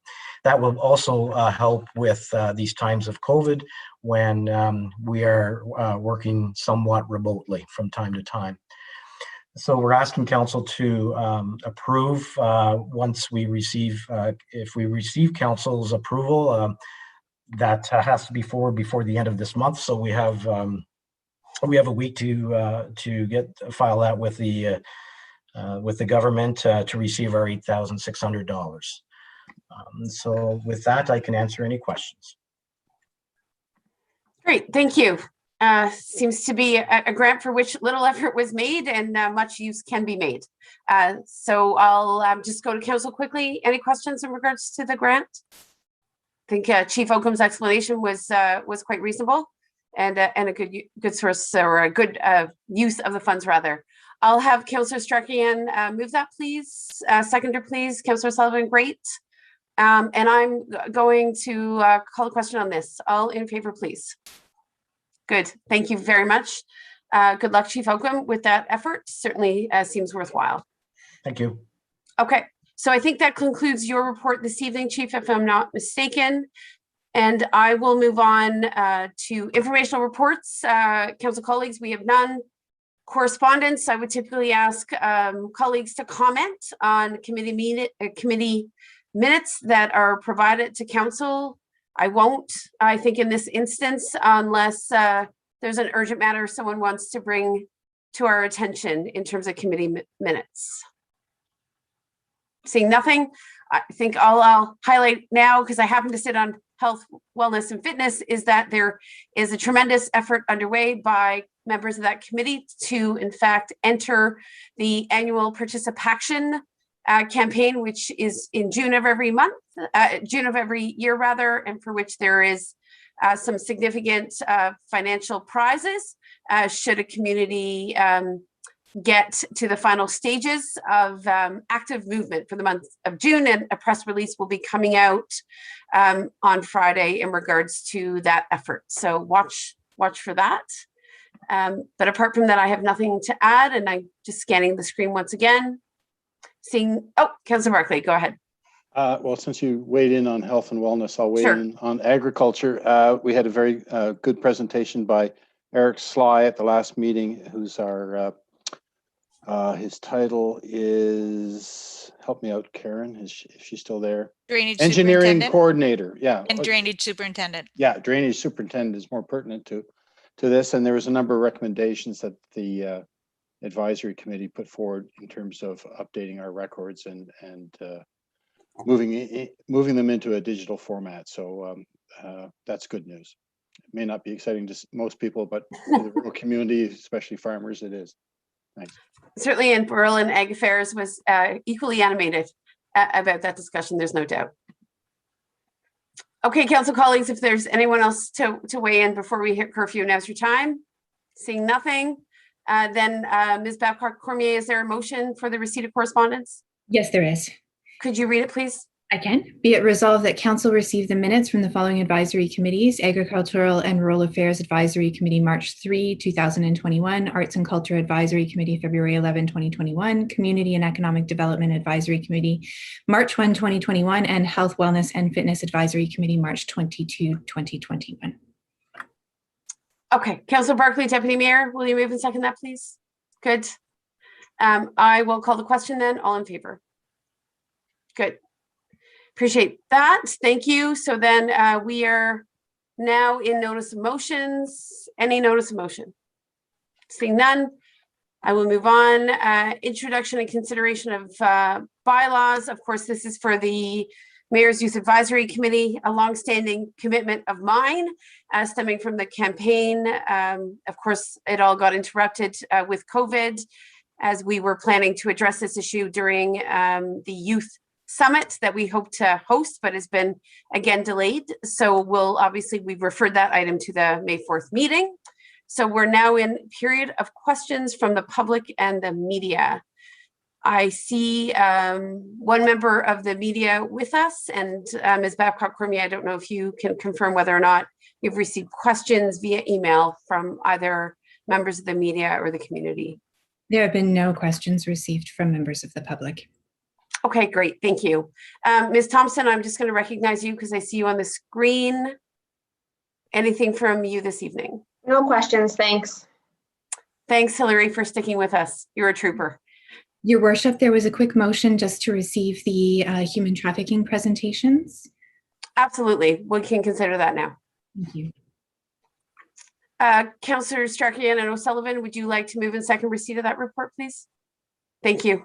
And again, our thanks to our youth community leader, who was the catalyst for obviously a more fulsome discussion than we might have anticipated, but was obviously extremely informative, and I think will lead to some other discussions. I'll call the question on that. All in favor, please? Good, thank you. Okay, so with that in mind, there are no questions from the public. We are moving to close of meeting, Ms. Babcock-Cormier, is that correct? That's correct. Okay, so the confirmation bylaw, I just don't have the motion ready. If you could read it, please. Okay. Sorry, my apologies. I'm just bringing it up now. That bylaw 46-21 to confirm the proceedings of council at its regular meeting held on April 20th, 2021 be adopted and passed. And I'll look to Councillor Barclay and O'Sullivan, please. Thank you. I'll call the question on confirmation of proceedings, please. All in favor? Do they do this at any other level of government? Confirmation of proceedings? I'm so curious. Is it only at municipal council that we have to confirm what we've just done? Heather, do you have any response? I'm not sure at the provincial level. But Carrie, can you help me? All organizations that use parliamentary procedure have to confirm their actions. Ah, very reviewing. Even at a federal parliamentary level, they would be doing something similar? That's the part you don't see in CPAC. Yeah, clearly. Okay. All good. I just didn't know if they just really didn't trust municipal councils to make decisions that they've just made, but all good. Thank you for that insight. And with 9 minutes before our curfew, colleagues, I will go to a resolution to adjourn. Councillor O'Sullivan's yawning, so that's our cue. It is late. And Deputy Mayor, would you like to second a motion to adjourn? And we are moving to adjourn at 10:21. Might I just ask, are there any objections to an adjournment at this time? Seeing none, almost 4 hours in, I think we're good. The meeting is adjourned. Thank you very much, colleagues, for your patience, and staff for sticking around, as well as members of the media. Take care. Sleep well. Good night. Everybody.